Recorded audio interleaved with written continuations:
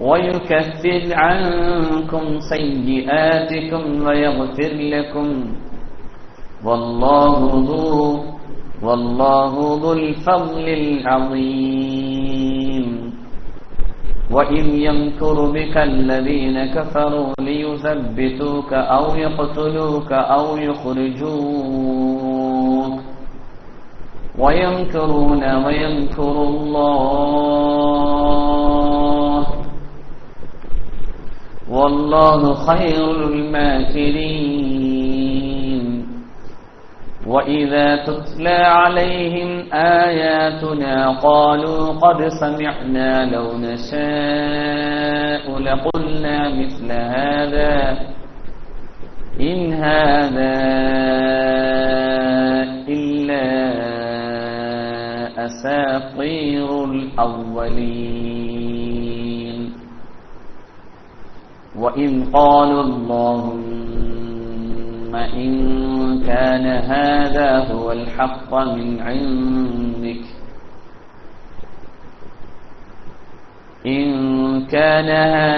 هو الحق من عندك فأمطر علينا حجارة من السماء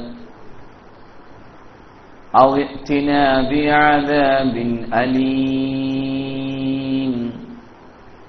وما كان الله ليعذبهم وأنت فيهم وما كان الله معذبهم وهم يستغفرون صدق الله مولانا العلي العظيم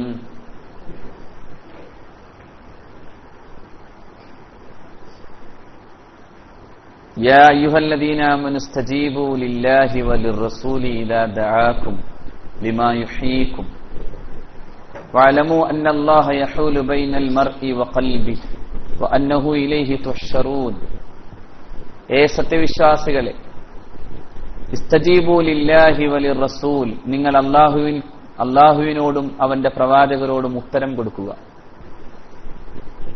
ഇദാ ദആകും ലിമാ യുഹീകും നിങ്ങളെ ആ പ്രവാചകൻ നിങ്ങളെ ജീവിപ്പിക്കുന്ന ഒരു ദർശനത്തിലേക്ക് വിളിക്കുമ്പോൾ വഅലമു അന്നല്ലാഹ യഹൂലു ബൈനൽ മർഇ വഖൽബിഹി അറിയുക അല്ലാഹു മനുഷ്യന്റെയും അവന്റെ ഹൃദയത്തിന്റെയും ഇടയിൽ അവനാണ് കൈകാര്യം ചെയ്യുന്നത് വഅന്നഹു ഇലൈഹി തുഹ്ശറൂൻ നിശ്ചയം അവനിലേക്കാണ് നിങ്ങളെ മടക്കപ്പെടുകയും ചെയ്യുന്നത് സത്യവിശ്വാസികളെ നിങ്ങൾ അല്ലാഹുവിലേക്ക് അല്ലാഹുവിന്റെ പ്രവാചകരുടെ വിളികളിലേക്ക് നിങ്ങൾ ഉത്തരം നൽകുക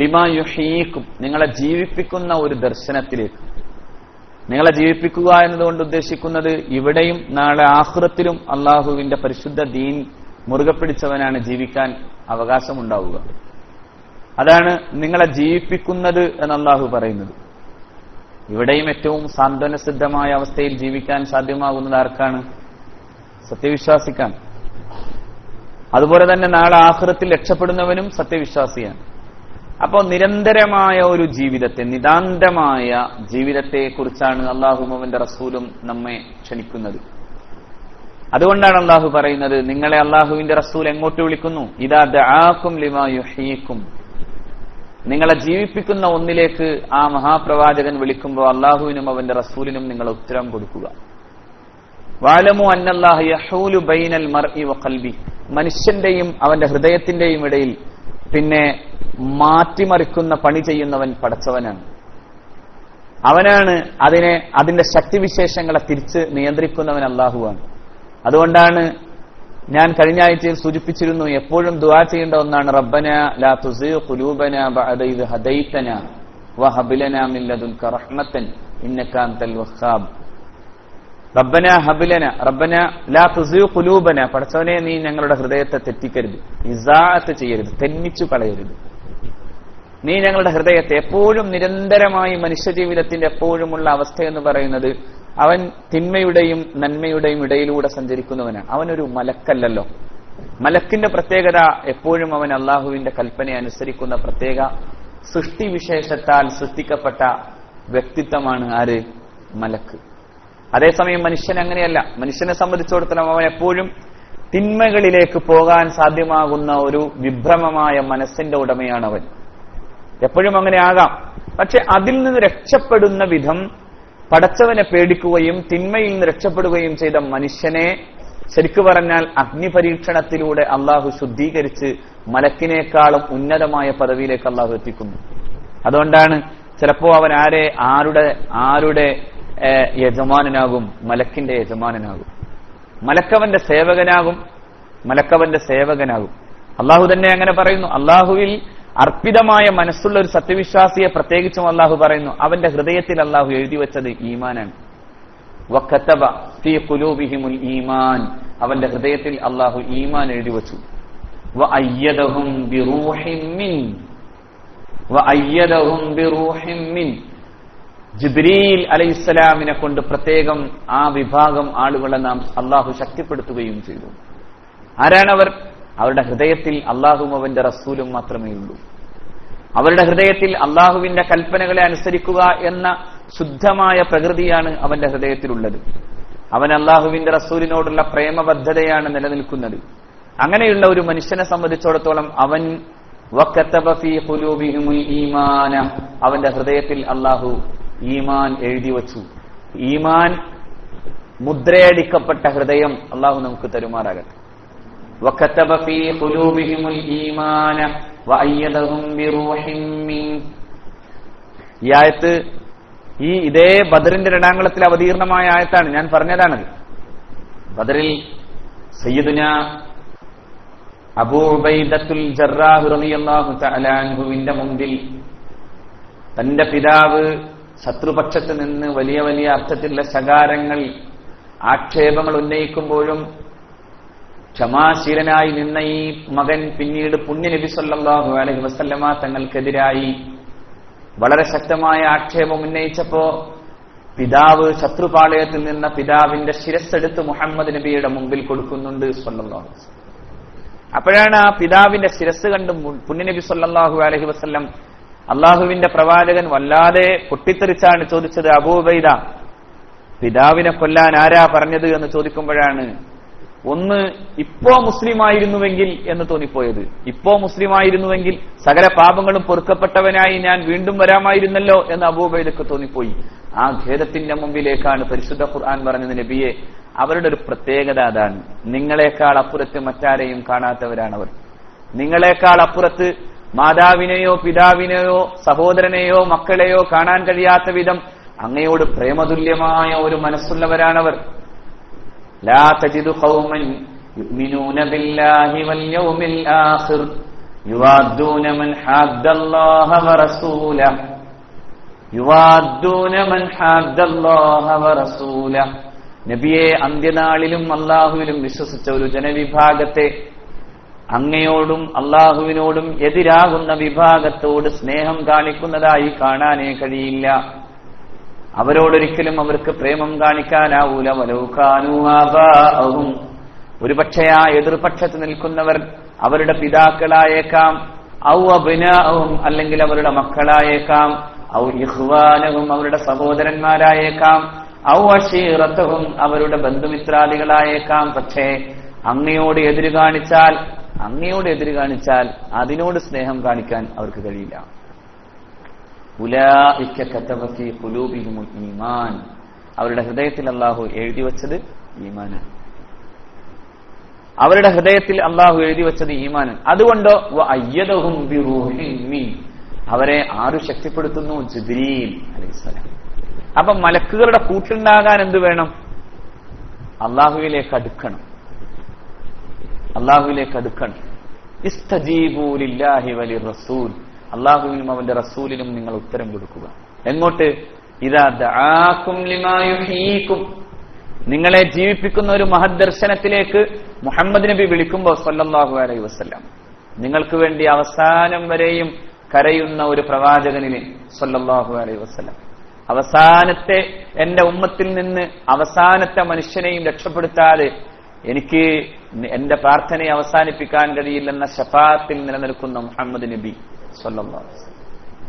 ഇദാ ദആകും ലിമാ യുഹീകും, നിങ്ങളെ ജീവിപ്പിക്കുന്ന ഒരു മഹദ്ദർശനത്തിലേക്ക് പ്രവാചകൻ വിളിച്ചാൽ ഇസ്തജീബൂ ലില്ലാഹി വലിർറസൂൽ, നിങ്ങൾ അല്ലാഹുവിനും അവന്റെ റസൂലിനും ഉത്തരം കൊടുക്കുക. വഅലമു അന്നല്ലാഹ യഹൂലു ബൈനൽ മർഇ വഖൽബിഹി, മനുഷ്യന്റെ ഹൃദയത്തിന്റെയും അവന്റെയും ഇടയിലുള്ള പണി നടത്തുന്നവൻ അല്ലാഹുവാണ്. വഅന്നഹു ഇലൈഹി തുഹ്ശറൂൻ, അവനിലേക്ക് മടക്കപ്പെടും, അവനിലേക്ക് നിങ്ങളെ മുഴുവനും മടക്കപ്പെടും. വത്തഖൂ ഫിത്നതൻ ലാ തുസീബന്നല്ലദീന ളലമൂ മിൻകും ഖാസ്സ വഅലമു അന്നല്ലാഹ ശദീദുൽ ഇഖാബ്.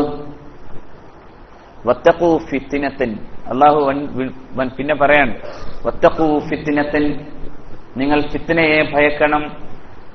ലാ തുസീബന്നല്ലദീന ളലമൂ മിൻകും ഖാസ്സ, നിങ്ങളുടെ കൂട്ടത്തിലെ ഒരു പറ്റം അക്രമകാരികളായ ആളുകൾ, അക്രമി എന്ന് പറയുന്നതിന്റെ അർത്ഥം വാളും പിന്നെ ബോംബും എറിഞ്ഞു മാത്രം ജീവിക്കുന്നവൻ എന്ന അർത്ഥത്തിലില്ല.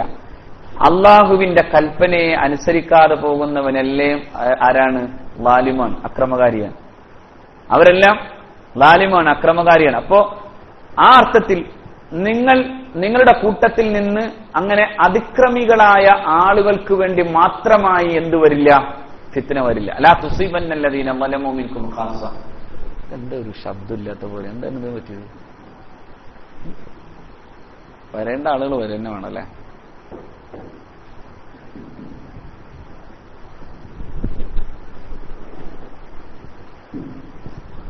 ലാ തുസീബന്നല്ലദീന ളലമൂ മിൻകും ഖാസ്സ, നിങ്ങളുടെ കൂട്ടത്തിലെ ഒരു ളുൽമ് ചെയ്യുന്ന വിഭാഗം ആളുകൾക്ക് മാത്രമായി എന്തു വരില്ല?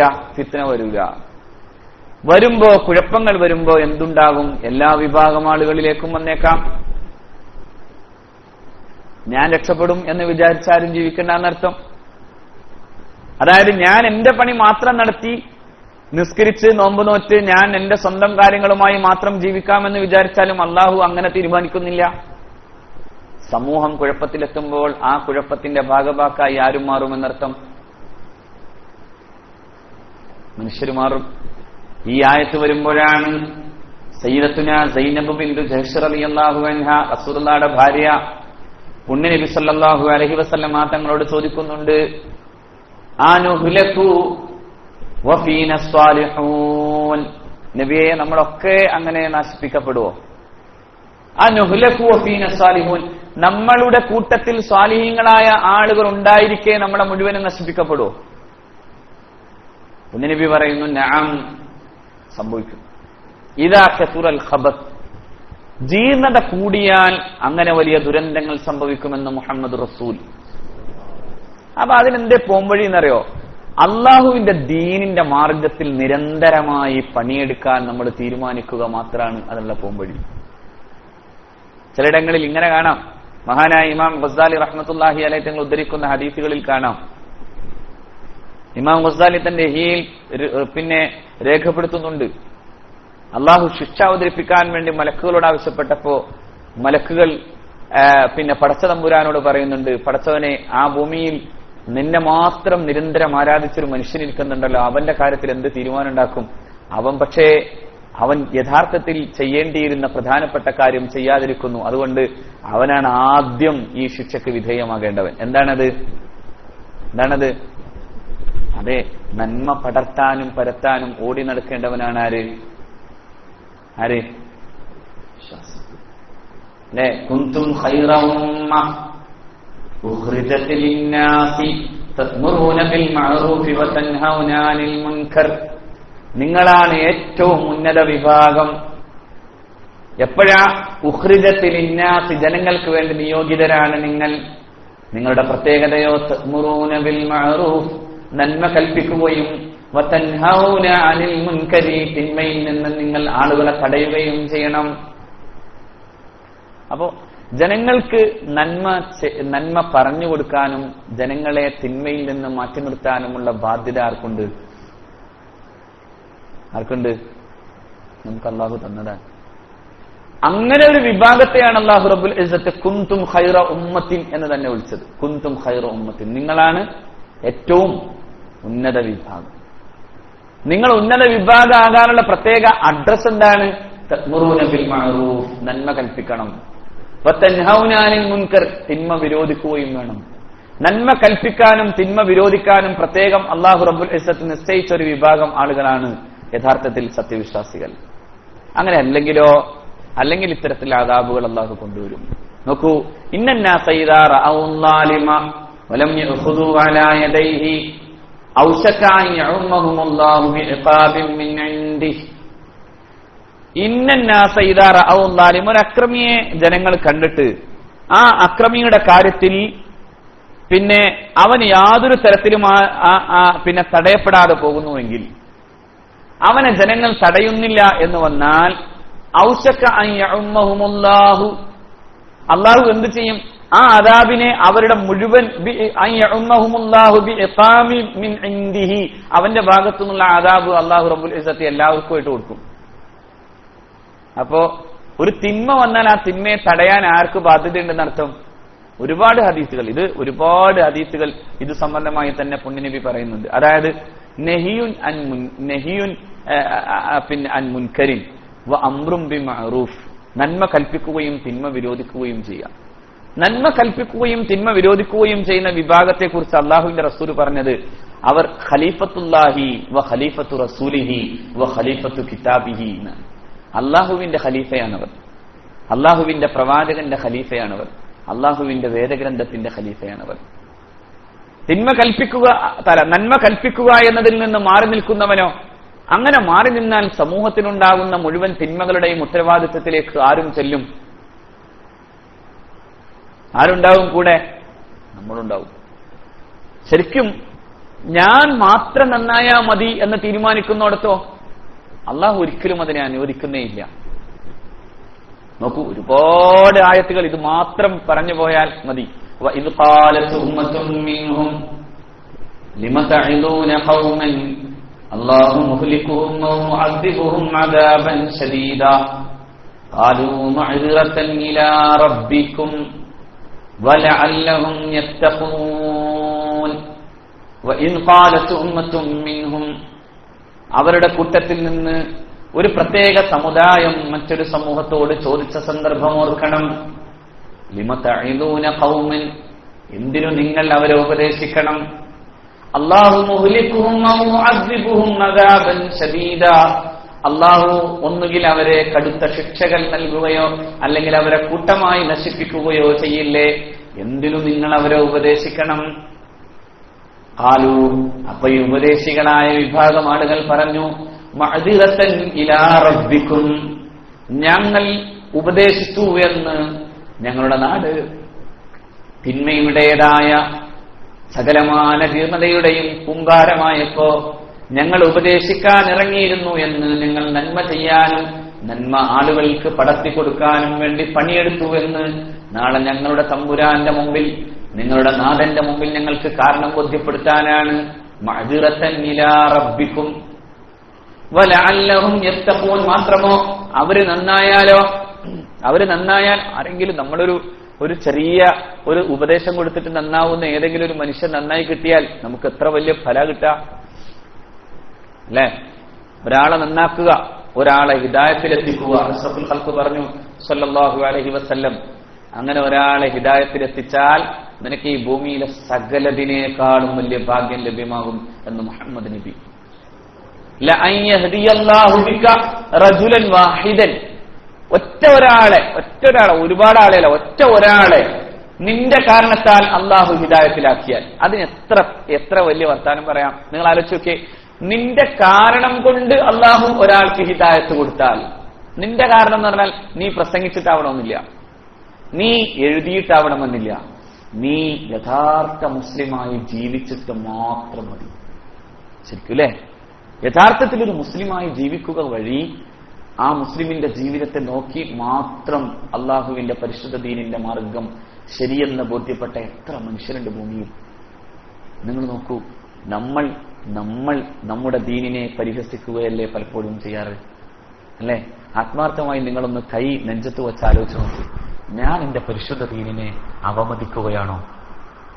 എന്റെ ചെയ്തികൾ, എന്റെ തിന്മകൾ, എന്റെ തെറ്റുകൾ, എന്റെ അധാർമികതകൾ, എന്നെ നോക്കി ഇവനാണ് മുസ്ലിം എന്ന് പറയുന്ന വിധത്തിലേക്ക് മറ്റൊരുത്തൻ എന്നെ വീക്ഷിക്കുമ്പോ എന്റെ തിന്മകളിലേക്ക് നോക്കിയാണ് എന്റെ ഇസ്ലാമിനെ വിലയിരുത്തുന്നുവെങ്കിൽ 1400 കൊല്ലം മുമ്പ് 23 കൊല്ലം കൊണ്ടൊരു ജീവിതത്തെ മുഴുവനും സങ്കടക്കടലാക്കിയ മുഹമ്മദ് നബിയെ സല്ലല്ലാഹു അലൈഹി വസല്ലം അവമതിക്കുകയല്ലേ ചെയ്യുന്നത്? അല്ലേ? നിങ്ങൾ ആലോചിച്ച് നോക്കിയേ. നിങ്ങളുടെ ഡ്രസ്സിൽ, നിങ്ങളുടെ വേഷത്തിൽ, നിങ്ങളുടെ ജീവിത രീതിയിൽ, ഞാൻ എന്തിനാ എപ്പോഴും ഡ്രസ്സിനെ പറയണമെന്ന് തോന്നും. നിങ്ങളുടെ ഡ്രസ്സുകൾ മാറാതിരിക്കുന്നിടത്തോളം കാലം നിരന്തരം അത് പറയാതെ നിർവാഹമില്ല മക്കളെ. നിങ്ങൾ ഇടുന്ന ഓരോ ഡ്രസ്സും അള്ളാഹുവിന്റെ റസൂലിന് ഇഷ്ടപ്പെട്ടതേ അല്ല, തീർത്തും. അതുകൊണ്ട് നിങ്ങൾ ഇപ്പോ മാറാം. ഏറ്റവും നല്ല സമയം ഇതാണ്, ഏറ്റവും നല്ല സമയം ഇതാണ്. നിങ്ങൾ വയസ്സായിട്ട് മാറിയിട്ട് എന്താ കാര്യം? ചില സഹോദരിമാരെ ഞാൻ കാണാറുണ്ട്, മക്കളൊക്കെ ഏറ്റവും ഹൈ മോഡേൺ ഫാഷന്റെ ഡ്രസ്സായിരിക്കും ധരിക്കുക. പക്ഷെ ഇവര് മുഖം പോലും മറിച്ചിട്ടുണ്ടാവും. എന്തിനാ അങ്ങനെ? അവരുടെ വയസ്സോ 90 അല്ലെങ്കിൽ 70 വയസ്സായ ഉമ്മാമ പലപ്പോഴും മറക്കാതിരുന്നാൽ പോലും കർമ്മശാസ്ത്ര രീതിയ തെറ്റല്ലാത്ത ചില സന്ദർഭങ്ങളുണ്ട്. അതേസമയം ഈ പെൺകുട്ടി മറക്കാതിരിക്കൽ ഒരിക്കലും അനുവദിക്കപ്പെടുന്നില്ല. നോക്കൂ നിങ്ങൾ. എന്നിട്ട് ഈ പെൺകുട്ടിയോ വളരെ മോഡേൺ വേഷത്തിലും, ഇവര് വളരെ നന്നായി. എന്നിട്ട് തസ്ബീഹിന്റെ മാല എങ്ങനെ മറിക്കുക? ആ ഉമ്മാമക്കൊന്ന് ഉപദേശിച്ചൂടെ, മോളെ ഇത് ശരിയല്ലാന്ന്, അല്ലേ? എത്ര വൃത്തികെട്ട ഒരു രീതിയിലേക്ക് നമ്മൾ അടിമകളാകുന്നത് ആരുടേതാണ്? നിങ്ങൾ ആലോചിച്ച് നോക്കൂ. നമ്മൾ ആരുടെ അടിമയാകണം? അള്ളാഹുവിന്റെ അടിമയോ? എങ്കിൽ അള്ളാഹുവിന്റെ കൽപ്പന അനുസരിക്കണം. ഇസ്തജീബൂ ലില്ലാഹി വലിർറസൂൽ, അള്ളാഹുവിനെയും അവന്റെ റസൂലിനെയും കേൾക്കണം. നിങ്ങൾ അടിമയാകുന്നത് നിങ്ങളുടെ ഈ പുതിയ കാലത്തിന്റെ ഫാഷനിസത്തോടാണെങ്കിൽ അത് യഥാർത്ഥത്തിൽ അള്ളാഹുവിനും അവന്റെ റസൂലിനും പൊരുത്തപ്പെടാത്തതാണ്. അപ്പോ നിങ്ങൾ നന്നായി വസ്ത്രം ധരിച്ച് നിങ്ങൾ ജീവിക്കുമ്പോൾ ആരെങ്കിലും നിങ്ങളോട് പറയാണ്, സഹോദരി എന്തിനാ നിങ്ങൾ ഇങ്ങനത്തെ ഒരു ഡ്രസ്സ് ധരിച്ചിട്ടുള്ളത്, ഞങ്ങളെപ്പോലെ ലെഗിനിട്ട് ജീവിച്ചൂടെ എന്ന് ചോദിച്ചാൽ, അല്ല ഇതെന്റെ വേഷമല്ല, ഇതെന്റെ പ്രവാചകൻ പഠിപ്പിച്ചതുമല്ല എന്ന് പറയുമ്പോൾ രണ്ടാലൊന്നുണ്ടാവുന്നുണ്ട് അവിടെ. ഒന്നുകിൽ അതിൽ നിങ്ങളോട് ഒരുതരം വിപ്രതിപത്തി ഉണ്ടാവും, ഒരുതരം ദേഷ്യം. ഓക്കെ, ചിലപ്പോ ഈ കണക്കിന് ലോകം മുഴുവനും ഇത്തരത്തില് ഈ പറയപ്പെടുന്ന ആഘോഷത്തിന്റെ തിമർപ്പിൽ നിൽക്കുമ്പോഴും ഒരു സൂക്ഷ്മശാലിയായ ഒരു പെൺകുട്ടി ജീവിക്കുന്നത് കണ്ട് അത്ഭുതം കൂറുന്ന ആരോ നിങ്ങളെ കാണുന്നുണ്ടാവും, അല്ലേ? സത്യം. ഇപ്പോ ഞാൻ എന്റെ വലിപ്പം പറയാലോ കേട്ടോ, പക്ഷെ എന്നാലും ഞാൻ ശങ്കരെ പഠിക്കുന്ന കാലത്ത് ഞാൻ ഈ വേഷത്തിൽ തന്നെ പോയത്. കോളേജിൽ, ലോ കോളേജിൽ പോയപ്പോഴും അങ്ങനെ തന്നെയാണ് പോയത്. പക്ഷെ ഈ കോളേജ് പഠിക്കുന്ന സമയത്ത് പലരും എന്നോട് ചോദിച്ചിട്ടുണ്ട്, എന്തിനാ ഇങ്ങനെ ഈ വേഷം? ഞാൻ പറയും, ഇതെന്റെ പ്രവാചകന്റെ സുന്നത്താണ്, നബിയുടെ സുന്നത്താണ്. അതിൽ നിന്ന് പിന്നീട് അടുത്ത ചോദ്യം വരും. അടുത്ത ചോദ്യം എന്തായിരിക്കും? ആരാണ് ഈ മുഹമ്മദ് നബി? സ്വാഭാവികമാണ്. ഞാൻ അതിനുശേഷം അവരുടെ സംശയങ്ങൾ തീർക്കാൻ വേണ്ടി മാത്രം കോളേജിലെ ഈ ലഞ്ച് ടൈമിൽ കിട്ടുന്ന ഇടവേള ക്ലാസ് എടുക്കാറുണ്ടായിരുന്നു. ഞാൻ ചോദിക്കട്ടെ, ഏതെങ്കിലും ഒരു കുട്ടിയുടെ മനസ്സിലേക്ക് ഒരു വെളിച്ചത്തിന്റെ ഒരു ചെറുകതിർ കൊടുക്കാൻ നമുക്ക് സാധിച്ചു എങ്കിൽ നമുക്ക് ഈ ഭൂമിയിൽ കിട്ടാവുന്ന ഏറ്റവും വലിപ്പം അത് തന്നെയല്ലേ?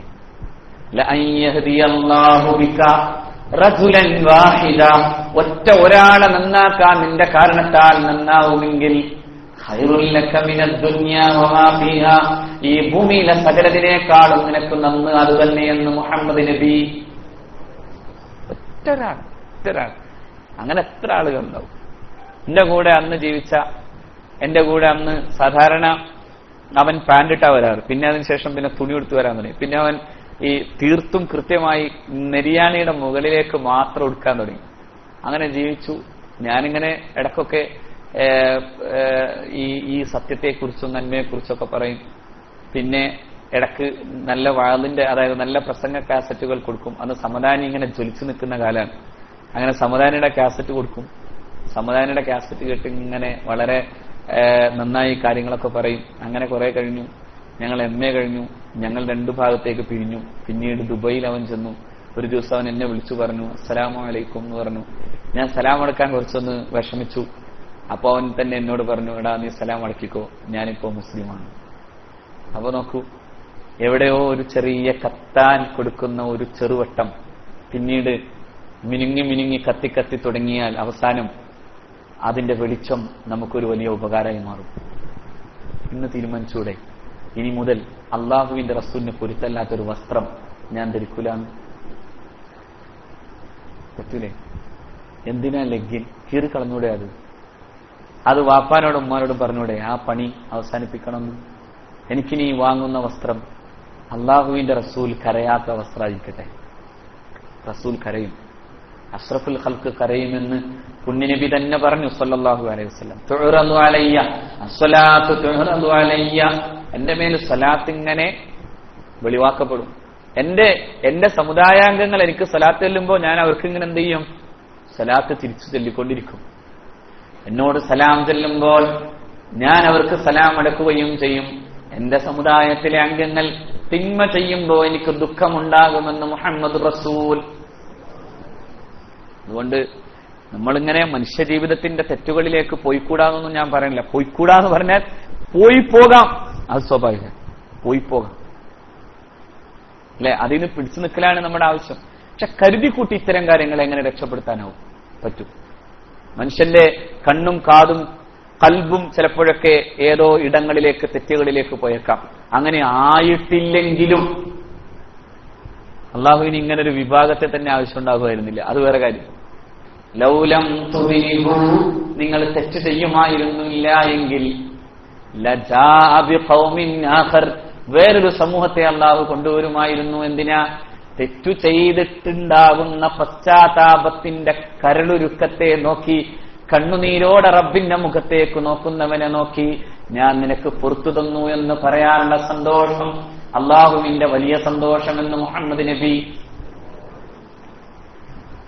രണ്ട് കൈയിങ്ങനെ ഉയർത്തിയിട്ട് അല്ലാഹ്, ഞാൻ ചെയ്തുപോയ തെറ്റുകൾ, ഞാൻ ചെയ്തുപോയ തിന്മകൾ നീ പൊറുക്കേണമേ എന്ന് രാത്രിയുടെ ഇരുട്ടിന്റെ ഗർഭത്തിലിരുന്ന് ഉടമസ്ഥനായ തമ്പുരാനോട് പ്രാർത്ഥിക്കുമ്പോ അഷ്റഫുൽ ഖൽഖ് പറയുന്നു, ആ സമയത്തെ അള്ളാഹുവിന്റെ സന്തോഷം ഏറ്റവും വലിയ സന്തോഷമാകുമെന്ന് മുഹമ്മദ് റസൂൽ. ആണ് തെറ്റ് ചെയ്യണമെന്നല്ല കേട്ടോ, തെറ്റ് ചെയ്തു പോകാം. അതുകൊണ്ടാണ് മഹാനായ ഹൻളല റളിയല്ലാഹു അൻഹു, ഹൻളല മദീനയുടെ തെരുവിൽ ഒരു മനുഷ്യനിങ്ങനെ ആളുകളെ മുഴുവനും കേൾക്കുമാറിങ്ങനെ ഉറക്കെ നിലവിളിച്ചോടുകയാണ്. നാഫഖ ഹൻളല, നാഫഖ ഹൻളല, ഹൻളല മുനാഫിഖായി പോയി, ഹൻളല മുനാഫിഖായി പോയി. മഹാന്മാരായ സഹാബാക്കൾ ചോദിച്ചു, ഹൻളല എന്തു പറ്റി നിനക്ക്? ഹൻളല പറഞ്ഞു, ഞാൻ അള്ളാഹുവിന്റെ റസൂലിന്റെ മുമ്പിലിരിക്കുമ്പോഴൊക്കെ പാരത്രിക ജീവിതത്തെക്കുറിച്ചാണ് നിരന്തരമായി ഓർക്കുന്നത്. പക്ഷേ തിരിച്ചെന്റെ വീട്ടിലേക്കും എന്റെ കുടുംബകാര്യങ്ങളിലേക്കും പോകുമ്പോ ലൗകിക ജീവിതത്തെക്കുറിച്ച് എനിക്ക് വല്ലാതെ എന്റെ മനസ്സിനെ അതുമാത്രം ഭരിക്കുന്നൊരവസ്ഥയുണ്ടാകുന്നു. അതുകൊണ്ട് ഞാൻ അവിടെ ഇരുന്നതല്ല ഇവിടെ ഇരിക്കുമ്പോ എന്ന് തോന്നുമെങ്കിൽ അവിടെ ഇരുന്ന ആ നിത്യമായ നിരന്തരമായ വിശ്വാസബോധം എനിക്കില്ല എന്ന് വന്നാൽ ഞാനൊരു മുനാഫിഖല്ലേ? സ്വഹാബാക്കൾ പലരും അങ്ങനെ ചിന്തിക്കാൻ തുടങ്ങി. ശരിയല്ലേ ഹൻളല പറഞ്ഞത്? ഞാനും ഒരു മുനാഫിഖല്ലേ? ഓടി എല്ലാവരും അഷ്റഫുൽ ഖൽഖിന്റെ പരിശുദ്ധ സവിധത്തിലേക്ക് ചെല്ലുന്നവരൊക്കെ പറയാൻ തുടങ്ങി, നാഫഖ നാഫഖ നാഫഖ നാഫഖ ഹൻളല, ഹൻളല മുനാഫിഖാണ്. അങ്ങനെ ചെന്നപ്പോ പുണ്യനബി ചോദിച്ചു, അല്ല എന്തേ നിങ്ങളെല്ലാവരും ഇങ്ങനെ? അഷ്റഫുൽ ഖൽഖിന്റെ മുമ്പിൽ അവര് വിശദീകരിച്ചു, ഞങ്ങൾക്ക് ഭൗതിക ജീവിതത്തോടുള്ള ആസക്തി കൂടിപ്പോകുന്നു നബിയെ. അങ്ങയുടെ പരിശുദ്ധ മുഖം കാണുമ്പോഴുണ്ടാകുന്ന പാരത്രിക ജീവിത ചിന്തകൾക്ക് മാറ്റം വരികയും ഭൗതിക ചിന്തയോട് വല്ലാത്ത ആസക്തി ഉണ്ടാവുകയും ചെയ്യുന്നു നബിയെ. അഷ്റഫുൽ ഖൽഖ് ചോദിച്ചു, അല്ല നിങ്ങൾ അങ്ങനെ ഒട്ടുമില്ലായിരുന്നുവെങ്കിൽ ഈ മദീനയുടെ തെരുവോരങ്ങളിൽ നിന്ന് മലക്കുകൾ നിങ്ങളെ മുസാഫഹത്ത് ചെയ്യുമായിരുന്നല്ലോ. മനുഷ്യനെന്ന നിലയിൽ നിങ്ങൾക്ക് സംഭവിക്കുന്ന അത്തരത്തിലുണ്ടാകുന്ന ചെറിയ ശ്രദ്ധങ്ങൾ ഒരിക്കലും അത് തെറ്റായി കാണാൻ കഴിയില്ല ഹൻളല. അതുകൊണ്ട് അതൊന്നും മുസ്ലിമിനെ ബാധിക്കാതെ പോകണമെന്ന് പറഞ്ഞു മുഹമ്മദ് നബി. എന്നിട്ടാ പറഞ്ഞ ലൗലം തുദിനുമ്പോ നിങ്ങൾ തെറ്റ് ചെയ്യൂലേ, എന്നിട്ട് ഇസ്തിഗ്ഫാർ ചെയ്യൂലേ? എന്നാ പിന്നെ നിങ്ങളെ അല്ല അള്ളാഹുവിന് ആവശ്യം. തെറ്റു ചെയ്തിട്ട് പടച്ച റബ്ബിന്റെ മുമ്പിൽ കരയുന്നവന് എന്താ കാര്യം? അവൻ അള്ളാഹുവിന് വലിയ ഇഷ്ടമാണ്. എന്നുവെച്ചാൽ ഇസ്തിഗ്ഫാർ ചെയ്യാൻ വേണ്ടി തെറ്റ് ചെയ്യണമെന്നാണ്? അതല്ല കേട്ടോ. ഞാൻ പറഞ്ഞ ഓരോന്നിനെയും വേറെ അർത്ഥത്തിൽ വ്യാഖ്യാനിക്കും. മനുഷ്യന് സംഭവിക്കുന്ന തെറ്റുകൾക്ക് അള്ളാഹു റബ്ബുൽ ഇസ്സത്തിന്റെ മുമ്പിൽ എന്തു ചെയ്യണം? അപ്പൊ അതുകൊണ്ട് 17, 18, 20 ഒക്കെ വയസ്സുള്ള നമ്മളെപ്പോലെ ഈ ചെറുപ്രായം എന്ന് പറയുന്നതിന്റെ പരീക്ഷണ ഘട്ടങ്ങളിൽ ജീവിക്കുമ്പോഴുണ്ടാകുന്ന അബദ്ധങ്ങളും അത്തരത്തിലുണ്ടാകാവുന്ന തെറ്റുകളും ഒക്കെ ഉടമസ്ഥന്റെ മുമ്പിലേക്ക് കൈയുയർത്തിയാൽ അള്ളാഹു കൊടുക്കും. ഒരു സംശയമുണ്ട്, എത്ര ദയാലുവാണ് അള്ളാഹു, എത്ര കാരുണ്യവാനാണ് പടച്ചവൻ. നമ്മുടെ പടച്ചവൻ കിരാതമായ ശിക്ഷകൾക്ക് വേണ്ടി മാത്രം കാത്തിരിക്കുന്നവനല്ല, മുന്നറിയിപ്പുകൾ തരുന്നത് അവന്റെ ഇഷ്ടത്തിൽ നിന്ന് അകന്നു പോകാതിരിക്കാൻ. അവന്റെ ഇഷ്ടത്തിൽ നകലാണ് ഏറ്റവും വലിയ ശിക്ഷയും. അതുകൊണ്ടാണ് വലിയ വലിയ മഹദികൾ റാബിയത്തുൽ അദവിയെ പോലെയുള്ളവർ ഇങ്ങനെ തന്നെ പറഞ്ഞത്, പടച്ചോനെ നരകത്തിലിട്ട് ശിക്ഷിച്ചോ, എനിക്ക് വിഷയമൊന്നുമല്ല, പക്ഷെ നിന്റെ സ്നേഹത്തിൽ നിന്ന് അകന്നു പോകുമെങ്കിൽ അതാണ് നിന്റെ ശിക്ഷ. അള്ളാഹുവേ, നിന്റെ പ്രേമം നീ ഞങ്ങൾക്ക് ചൊരിഞ്ഞു തരയണമേ, അവന്റെ ഇഷ്ടം. അതുകൊണ്ട് നിങ്ങൾ ആലോചിക്കൂ, ഒരു സമയമെങ്കിലും അള്ളാഹുവിന്റെ ഇഷ്ടത്തിൽ നിന്ന് മാറി നിൽക്കാവുന്ന വിധം നിങ്ങൾ പെൺകുട്ടികളെ ലെഗിനിട്ട് നടക്കരുതേ. പലപ്പോഴും ഈ ക്യാമ്പസിലേക്കെങ്കിലും വരുമ്പോൾ നിങ്ങൾക്ക് അങ്ങനെ മാറ്റമുണ്ടായില്ലെങ്കിൽ പടച്ചവനെ നിങ്ങൾ ആലോചിച്ച് നോക്കൂ. ഒരു മനുഷ്യൻ നന്നാവാൻ പറ്റിയ ഏറ്റവും നല്ല സ്ഥലം അള്ളാഹുവിന്റെ പരിശുദ്ധമായ മസ്ജിദുകളും അതോടൊപ്പം ഈ ദീന് നിരന്തരം ചർച്ച ചെയ്യുന്ന സ്ഥലങ്ങളുമാണ്. ഇവിടെയും നന്നാവൂല എന്ന് വന്നാൽ പിന്നെ നമ്മളെ ആരാ നന്നാക്കുക? അതുകൊണ്ട് ഇനി മുതൽ എന്റെ സഹോദരിമാർ, അതുപോലെ തന്നെ എന്റെ പ്രിയപ്പെട്ട അനുജന്മാർ, ബർമുഡ എന്ന് പറഞ്ഞ സാധനം ഉണ്ടല്ലോ അല്ലെ, ബർമുഡ ട്രയാങ്കിൾ എന്ന് പറഞ്ഞിട്ട് നമ്മൾ കേൾക്കലുണ്ട് അല്ലെ. എന്താ അത് ബർമുഡ ട്രയാങ്കിൾ എന്ന് പറഞ്ഞാൽ? അതിനെക്കുറിച്ച് അന്ധവിശ്വാസം എന്ന് പറയുന്നവരുണ്ട്. അല്ല, അതെന്തോ ഒരു മിസ്റ്ററിയാണ്, അതെന്തോ രഹസ്യമാണ്, ആ ഭാഗത്ത് അങ്ങനെ ചില പ്രശ്നങ്ങൾ ഉണ്ടാകുന്നുണ്ട് എന്ന് പറയുന്നവരുണ്ട്. സുബ്ഹാനല്ലാഹ്, അറിയില്ല എനിക്ക്. പക്ഷെ ഈ മറ്റൊരു സാധനമുണ്ട്. എന്താണത്? ഈ മുട്ടിന്റെ മുകളിൽ, അതായത് മുട്ട് മറക്കാത്ത വിധം ഇടുന്ന ഏത് ഡ്രസ്സും അന്യ പുരുഷന്റെയും അന്യ സ്ത്രീയുടെയും മുമ്പിലേക്ക് ചെല്ലുമ്പോൾ അത് ഹറാമാണ്. അതായത് മറ്റുള്ളവന്റെ മുമ്പിൽ നമ്മുടെ ഔറത്ത് ഒളിവാക്കൽ ഹറാമാണ്. നിങ്ങൾ മുട്ടിന്റെ താഴേക്കിട്ടോളൂ. മുട്ടിന്റെ താഴെയുള്ള ഒരു വസ്ത്രം, അതായത് മുട്ട് പൊക്കലിന്റെ ഇടയിൽ മറക്കാവുന്ന വസ്ത്രം ധരിച്ചോളൂ. അത് ഇനി ബർമുഡ ട്രയാങ്കിൾ എന്നോ അല്ലെങ്കിൽ വേറെന്ത് കുന്നോ എന്ന് പറഞ്ഞാലും വേണ്ടില്ല. പക്ഷെ മുട്ടിന്റെ പുറം, അതായത് മുട്ടിന്റെ ഇങ്ങോട്ട് കാണാവുന്ന രീതിയിൽ, തുട കാണാവുന്ന രൂപത്തിലേക്ക് നിങ്ങൾ ഒരിക്കലും അത് ധരിക്കരുത്. അത് ഹറാമാണ്. അത് ഹറാമാണ്. ഒരാൾ കാണുമ്പോൾ അത് ഹറാമാണ്. നിങ്ങൾക്ക് ഒറ്റക്കിരിക്കാൻ പറ്റുമെങ്കിലും അല്ലാതിരിക്കാൻ പാടില്ലാത്ത വിധം ഹറാമാണ്. അതുകൊണ്ട് ഒരു കാരണവശാലും ഈ ക്യാമ്പസിന്റെ അകത്ത് അത് പാടില്ല, പുറത്തും പാടില്ല. ചില കുട്ടികൾ യാത്ര ചെയ്യുന്നിടത്ത് പോലും ഇത്തരം സാധനം ഉപയോഗിക്കാറുണ്ട്. തെറ്റാണ്, തീർത്തും തെറ്റാണ്. ഇവിടുന്ന് പോയ ഏതോ ഒരു പയ്യനെ കുറിച്ച് ഒരിക്കൽ എന്നോടൊരു സുഹൃത്ത് പറഞ്ഞു, അങ്ങനെ ബർമുഡ ഉപയോഗിച്ച് പോയപ്പോ അവനോട് ചോദിച്ചു അത്രേ, ഇവിടുന്നാണോ വന്നത്? അങ്ങനെയെങ്കിൽ അതൊന്നും പറഞ്ഞു തന്നില്ലെന്ന്. അപ്പൊ എനിക്കെന്നല്ലേ മോശം. അവസാനം അവൻ പെട്ടെന്ന് അതൊക്കെ മാറ്റിയെന്നാണ് കേട്ടത്. പക്ഷെ എന്നാലും അങ്ങനെ ഉണ്ടാവരുത്. കാരണം നിങ്ങൾ ഏതായാലും ഒരു വർഷം ഇവിടെ ജീവിക്കുമ്പോൾ, അത് കഴിഞ്ഞ് തിരിച്ചു പോകുമ്പോൾ ആളുകൾ ചോദിക്കൂലോ, എവിടെ പഠിച്ചത്? MIC-ലാണ്. എന്നിട്ട് എന്താ ഇങ്ങനെ എന്ന് ചോദിക്കുമ്പോ അതിലൊരു ചെറിയ പങ്ക് ആർക്ക് വരും? എനിക്ക് വരും അല്ലെ? അപ്പോ അതിലേക്ക് എന്നെ കൂട്ടരുത്. അതുകൊണ്ട് ഉപദേശിക്കൽ ഏറ്റവും പ്രധാനമായി നമ്മൾ ചെയ്യേണ്ട ബാധ്യതയാണ്. അതാണ് ഇവിടെ അള്ളാഹു റബ്ബുൽ ഇസ്സത്ത്, പടച്ച റബ്ബ്, ഒരു പറ്റം ചെറുപ്പക്കാരെ കുറിച്ചാണ് അള്ളാഹു പറയുന്നത്. നിങ്ങൾ എന്തിനാണ് ഉപദേശിക്കുന്നത് എന്ന് ഒരു ജനത ചോദിക്കുമ്പോ, ലിമ തഅലൂന ഖൗമൻ, എന്തിനു നിങ്ങൾ ഉപദേശിക്കണം?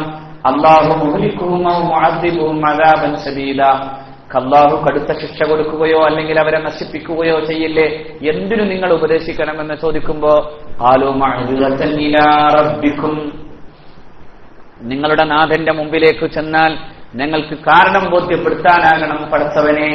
ഞങ്ങൾ ഈ തെറ്റു കണ്ടപ്പോഴൊക്കെ അതിനെ തിരുത്താൻ ഞങ്ങളുടെ സഹോദരന്മാരോട് പറയുകയും ഉപദേശിക്കുകയും ചെയ്തിരുന്നു. വലഅല്ലഹും യത്തഖൂൻ, എന്ന് മാത്രല്ല അവരെങ്കിലും നന്നായാലോ. ആരും നന്നാവണമെന്നേ നമ്മൾ ഉദ്ദേശിക്കാവൂ. ഒരാളും തെറ്റിപ്പോകണമെന്ന് നമ്മൾ എന്ത് ചെയ്യും? ചിന്തിക്കാനേ പാടില്ല. നമ്മുടെ മനസ്സെപ്പോഴും ചിന്തിക്കേണ്ടത് പടച്ചവനെ ഒരാൾ എന്നെ കൊണ്ട് നന്നാവണം, ഒരാളെ നന്നാക്കണം. ഖുർആൻ ക്ലാസ്സിലേക്ക് ഒരാളെ കൊണ്ടുവരുമ്പോൾ നമ്മുടെ മനസ്സിലുണ്ടാകേണ്ടത് ഖുർആൻ ക്ലാസ് ഏതെങ്കിലും ഒരു പ്രത്യേകമായ സംഘടിതമായ ഭാവത്തിൽ നിലനിന്നിട്ട് ആർക്കെങ്കിലും ഒരു പേരെടുക്കാനല്ല. പക്ഷെ ഈ പറയുന്നതിൽ നിന്ന് എന്തെങ്കിലും ഒരു വെളിച്ചം, ഒരു പ്രകാശം, അല്ലെ, ഒരു ബേണിംഗ് മൈൻഡ്, ഒരു കത്തുന്ന മനസ്സുണ്ടാക്കാൻ കഴിഞ്ഞാൽ അത് മതി. ഒരു തീപ്പൊരി മതി. ഏത് തീപ്പൊരി? ഹൃദയത്തിലേക്ക് പോകുന്ന തീപ്പൊരി, ഹൃദയത്തെ ജ്വലിപ്പിക്കുന്ന തീപ്പൊരി, ഹൃദയത്തെ പ്രകാശമാനമാക്കുന്ന തീപ്പൊരി.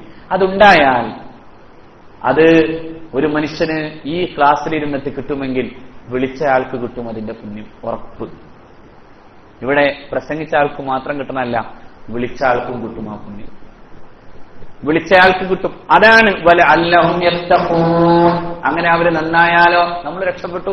ഒരാൾ മുത്തഖിയായാൽ അതിന്റെ ഫലം എനിക്കും കിട്ടും. അങ്ങനെ പറയുമ്പോ അടുത്ത ആയത്തിൽ അള്ളാഹു തന്നെ ഇങ്ങനെ പറയുന്നുണ്ട്, ആ ജനതയിൽ ഒരു പറ്റം ആളുകൾ ഉപദേശികളായി മാറുകയും മറ്റൊരു വിഭാഗം ആളുകൾ അള്ളാഹുവിന്റെ കൽപ്പനയെ അനുസരിക്കുകയും പടച്ച റബ്ബിന്റെ കൽപ്പനക്കനുസൃതമായി ജീവിക്കുകയും ചെയ്ത വിഭാഗവും, ഒരു വിഭാഗം ആളുകൾ അള്ളാഹുവിന്റെ കൽപ്പനയ്ക്ക് വിരുദ്ധമായി ജീവിക്കുകയും ചെയ്യുന്ന വിഭാഗമായി. ഇത് ഐലത്ത് വിഭാഗമാണ്. അതായത് അള്ളാഹുവിന്റെ പ്രവാചകനാകുന്ന അള്ളാഹുവിന്റെ പ്രവാചകൻ മത്സ്യബന്ധനം അരുതെന്ന് ആവശ്യപ്പെടുമ്പോഴും മത്സ്യം പിടിക്കാൻ ശനിയാഴ്ച ദിവസം തന്നെ പോകാൻ തീരുമാനിച്ചൊരു വിഭാഗം ആളുകൾ, മത്സ്യം പിടിക്കാൻ അള്ളാഹു നിരോധിച്ചതിന്റെ പേരിൽ പള്ളിയിലേക്ക് പോയ ഒരു വിഭാഗം ആളുകൾ. എന്നാൽ മത്സ്യം പിടിക്കാൻ പോയവരോട് അരുതെന്ന് പറയാൻ വേണ്ടി ഉപദേശിക്കാനും റബ്ബിന്റെ കൽപ്പനകൾ നടപ്പിലാക്കാനും വേണ്ടി തീരുമാനിച്ചൊരു വിഭാഗം ആളുകൾ. ഇങ്ങനെ 3 വിഭാഗം. ഇതിനെയാണ് മഹാന്മാരായ മുഫസ്സിരീങ്ങൾ ഇങ്ങനെ വിശദീകരിക്കുന്നത്. ഒന്ന് ഉമ്മത്തുൻ സാക്കിത്തുൻ, നിശബ്ദരായ വിഭാഗം. നമ്മൾ പലപ്പോഴും നിശബ്ദരാണ്. സമൂഹത്തിൽ എന്ത് തിന്മയും നടക്കട്ടെ, നമുക്കെന്ത് കാര്യം, അല്ലേ? നമ്മളൊക്കെ പലപ്പോഴും ആലോചിക്കുന്ന ഒരു സംഭവമാണ്, സമൂഹത്തിൽ എന്തു തിന്മയുണ്ടാകട്ടെ, പക്ഷെ നമുക്കെന്ത് കാര്യം? ഉമ്മത്തുൻ സാക്കിത്തുൻ, ഉമ്മത്തുൻ നാഹിയത്തുൻ, തിന്മക്കെതിരായി അതിനെ ഉച്ചാടനം ചെയ്യാൻ വേണ്ടി നിരന്തരം പ്രവർത്തിക്കുന്നവർ. ഉമ്മത്തുൻ ആസിയത്തുൻ, തിന്മ ചെയ്യുന്ന വിഭാഗം. അള്ളാഹു പറയുന്നു, ഫലമ്മാ നസൂ മാ ദുക്കിറൂ ബിഹി, സകലമാന ഉപദേശങ്ങളും അവർ മറന്നുപോയപ്പോ, അൻജൈനല്ലദീന യൻഹൗന അനിസ്സൂ, തിന്മ ചെയ്തിരുന്നവരെ തടയാൻ വേണ്ടി ശ്രമിച്ചവരെ നാം രക്ഷപ്പെടുത്തി.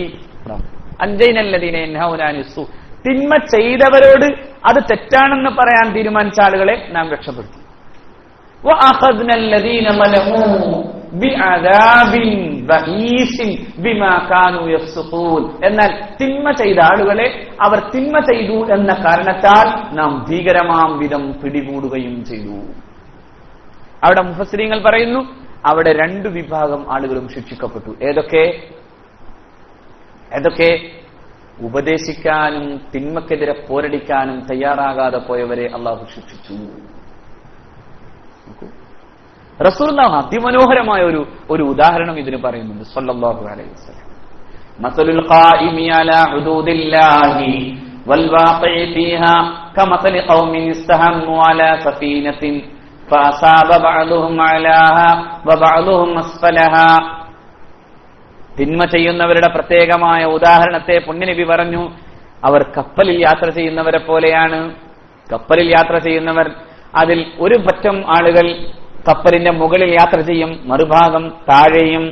എന്നിട്ടോ ഫകാനല്ലദീന ഫീ അസ്ഫലിഹാ ഇദസ്തഖൗ മിനൽ മാഇ മർറു അലാ മൻ ഫൗഖഹും. വെള്ളം ദാഹിക്കുമ്പോൾ താഴെയുള്ള വിഭാഗം ആളുകൾ മുകളിലുള്ളവരുടെ ചെല്ലും. ഫഖാലു, എന്നിട്ട് ആ വെള്ളം കൊടുക്കാണ്ട് വരുമ്പോ അവർ പറയും, ലൗ അന്നാ ഖറഖനാ ഫീ നസീബിനാ ഖർഖൻ വലം നൂദി മിൻ ഫൗഖിനാ ഫയത്റുകൂഹും.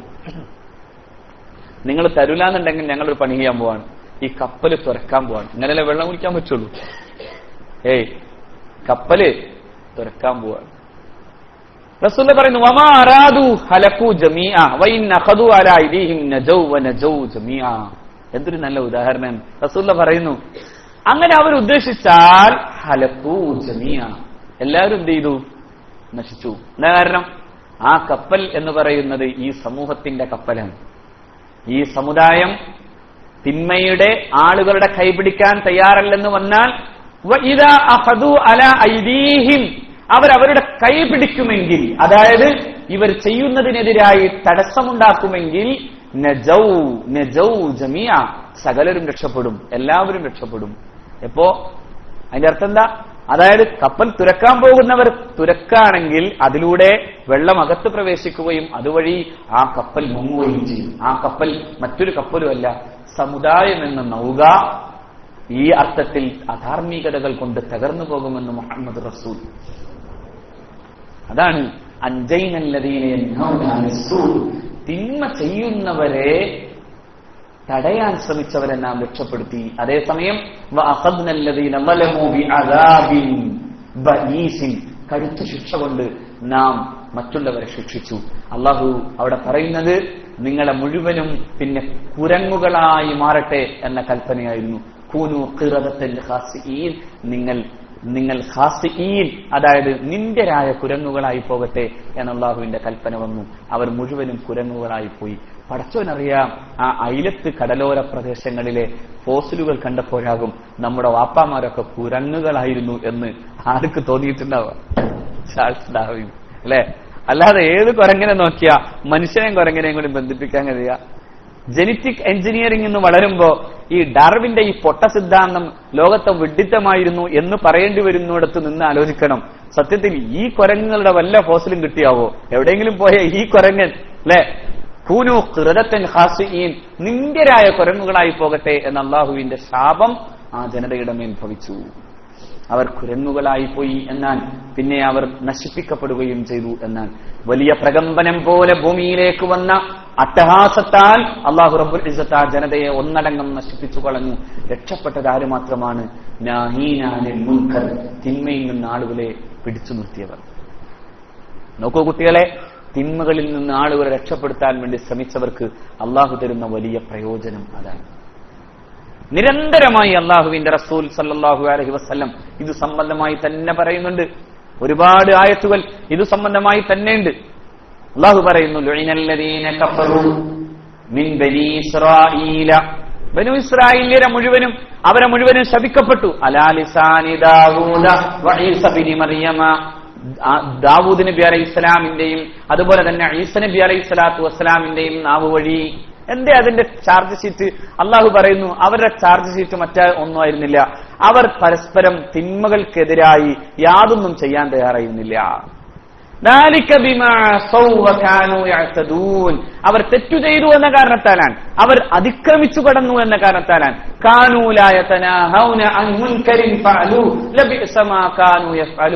അതാണ് അവരുടെ ഏറ്റവും പ്രധാനപ്പെട്ട ചാർജ് ഷീറ്റ്.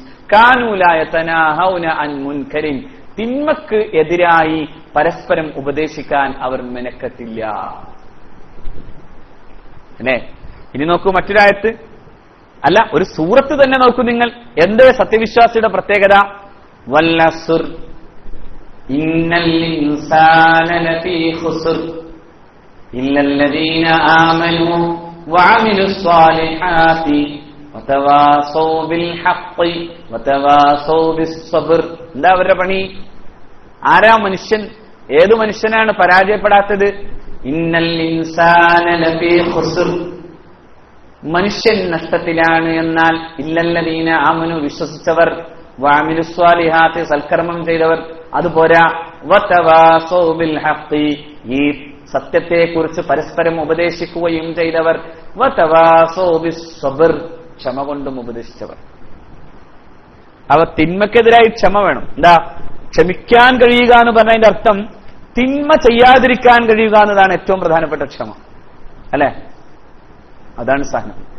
നിങ്ങളെ തിന്മയിലേക്ക് പിടിച്ചു വലിക്കുമ്പോ ഞാനില്ലെന്ന് പറയാൻ കഴിയുക. സുബ്ഹാനല്ലാഹ്, അതിനേക്കാൾ വലിയൊരു ജിഹാദില്ലെന്ന് മുഹമ്മദ് നബി, അല്ലെ? ഏറ്റവും വലിയ ജിഹാദ് ഏതാണ്? ജിഹാദുൽ അക്ബർ. അല്ലാതെ മനുഷ്യർ കൂടിയേക്കുന്നോർത്ത് ബോംബിടലല്ല ജിഹാദ്. അത് ജിഹാദല്ല, അത് മൃഗീയതയാണ്, അല്ലെ? മനുഷ്യരെ കൊന്നിട്ട് കുഞ്ഞുമക്കളെയും സ്ത്രീകളെയും കൊന്നെടുക്കുന്നവനെ മുസ്ലിം എന്ന് പറയാനേ ആവില്ല. എന്നിട്ട് അവന് ഐസ് എന്നിട്ടിട്ട് എന്താ കാര്യം? അവന് ഐസ് ഫ്രീസറിൽ കൊണ്ടുവച്ചിട്ട് ഐസ് ശരിയാക്കണം. അല്ലാതെ അവനെന്ത് ഐസ്? ഇസ്ലാമിക് സ്റ്റേറ്റ് ആണ് അത്രേ. ഞാൻ പറയാറുണ്ട് പലപ്പോഴും, ഐസ് ഇസ്ലാമുല്ല സ്റ്റേറ്റും ഇല്ലാത്ത സാധനമാണ് അത്. അല്ലെങ്കിലും ഈ ഉമ്മത്തിലെ ഏറ്റവും വലിയ നശീകരണം തീവ്രവാദമാണ്. ഒരിക്കലും തീവ്രവാദത്തിന്റെ വഴിയിൽ പോകാതിരിക്കട്ടെ. രാജ്യത്തിന്റെയും സമൂഹത്തിന്റെയും വ്യവസ്ഥാപിതമായ സംവിധാനങ്ങളെ തകർക്കുന്നവന്റെ പേരല്ല മുസ്ലിം. വ്യവസ്ഥാപിതത്വങ്ങൾ ചിലപ്പോൾ അത് നിലനിൽക്കുന്നതിനെ തകർക്കേണ്ടി വരുന്ന സാഹചര്യങ്ങൾ ആ രീതിയിൽ മുസ്ലിം വീക്ഷിക്കേണ്ടതുമുണ്ട്. വ്യവസ്ഥാപിതത്വം തകർത്തിട്ടില്ല എന്ന് പറയാനും പാടില്ല. പക്ഷെ വ്യവസ്ഥാപിത അവസ്ഥകളെ, ഒരു ഗവൺമെന്റ് എന്ന നിലയിൽ നിലനിൽക്കുന്ന അവസ്ഥകളെ തകർക്കാൻ അതിനാവശ്യമായ മറ്റു മാർഗങ്ങളാണ് സ്വീകരിക്കേണ്ടത്. ആവശ്യമെങ്കിൽ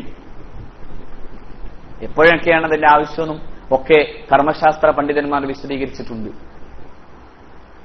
ഇപ്പോ അഷ്റഫുൽ ഖൽഖ് ചെയ്തു സല്ലല്ലാഹു അലൈഹി വസല്ലം ഒരു കാലഘട്ടത്തിന്റെ വ്യവസ്ഥാപിത അവസ്ഥകളെ മാറ്റി. ഏതായിരുന്നു ആ കാലം? ലോക ചരിത്രത്തിലെ ഏറ്റവും ജീർണമായ കാലം, മനുഷ്യൻ എന്ന് വിളിക്കപ്പെടാൻ കഴിയാത്തവർ എന്ന് പ്രഗത്ഭരായ ചരിത്രകാരന്മാർ മുഴുവൻ പറഞ്ഞ കാലം, ദ ഹ്യൂമൻ ബ്രൂട്ട് എന്നു തന്നെ പ്രഗത്ഭരായ ചരിത്രകാരന്മാർ വിശദീകരിച്ച കാലം. പക്ഷെ ആ കാലത്തിൽ അള്ളാഹുവിന്റെ റസൂൽ അവരുടെ മനസ്സുകളെ മാറ്റിയെടുത്തു, അവരുടെ ഹൃദയങ്ങളെ ശുദ്ധീകരിച്ചു, അവരെ നന്മയുടെ വക്താക്കളാക്കി. നാം ഇന്ന് കാണുന്നു, ഞാനതിനെ ഒരിക്കലും അതൊരു മുസ്ലിം എന്ന പേരിൽ പോലും പറയാനാവില്ല. ഇതൊക്കെ യഥാർത്ഥത്തിൽ സാമ്രാജ്യത്വത്തിന്റെ പലപ്പോഴുമുള്ള അജണ്ടയുടെ ഭാഗമാണ്. ഒരു പറ്റം ചെറുപ്പക്കാരെ, മുസ്ലിങ്ങളുടെ പേരുള്ള വിഭാഗത്തെ തീവ്രവാദികളാക്കി അവർക്ക് ആയുധം കൊടുത്ത് അവനെ പരിശീലിപ്പിച്ച് അവനെ മുസ്ലിങ്ങൾക്കിടയിൽ തന്നെ പ്രശ്നങ്ങളുണ്ടാക്കി മറ്റിടങ്ങളിലേക്ക് കൊണ്ടുപോയി മുസ്ലിം രാജ്യങ്ങളെ വീണ്ടും വീണ്ടും ആക്രമിക്കാനും മുസ്ലിം ഉമ്മത്തിനെ തന്നെ ഏറ്റവും കൂടുതൽ ശക്തമായി ആക്രമിക്കാനുമുള്ള പഴുതുണ്ടാക്കുകയാണ് ആര്? തീവ്രവാദി. നമ്മുടെ നാട്ടിലും തീവ്രവാദികൾ ഉണ്ടാവും, അല്ലേ? നമ്മുടെ നാട്ടിൽ തീവ്രവാദികളുണ്ട്. ഞാൻ വെറുതെ പറയാനല്ല. ഇപ്പോ രാഷ്ട്രീയ ഭാവം സ്വീകരിച്ചുള്ള തീവ്രവാദികൾ യഥാർത്ഥത്തിൽ തുടങ്ങി വച്ചത് ശരിക്കും മെഴുകുതിരി വട്ടത്തിൽ കവാത്ത് പഠിപ്പിക്കുകയായിരുന്നു.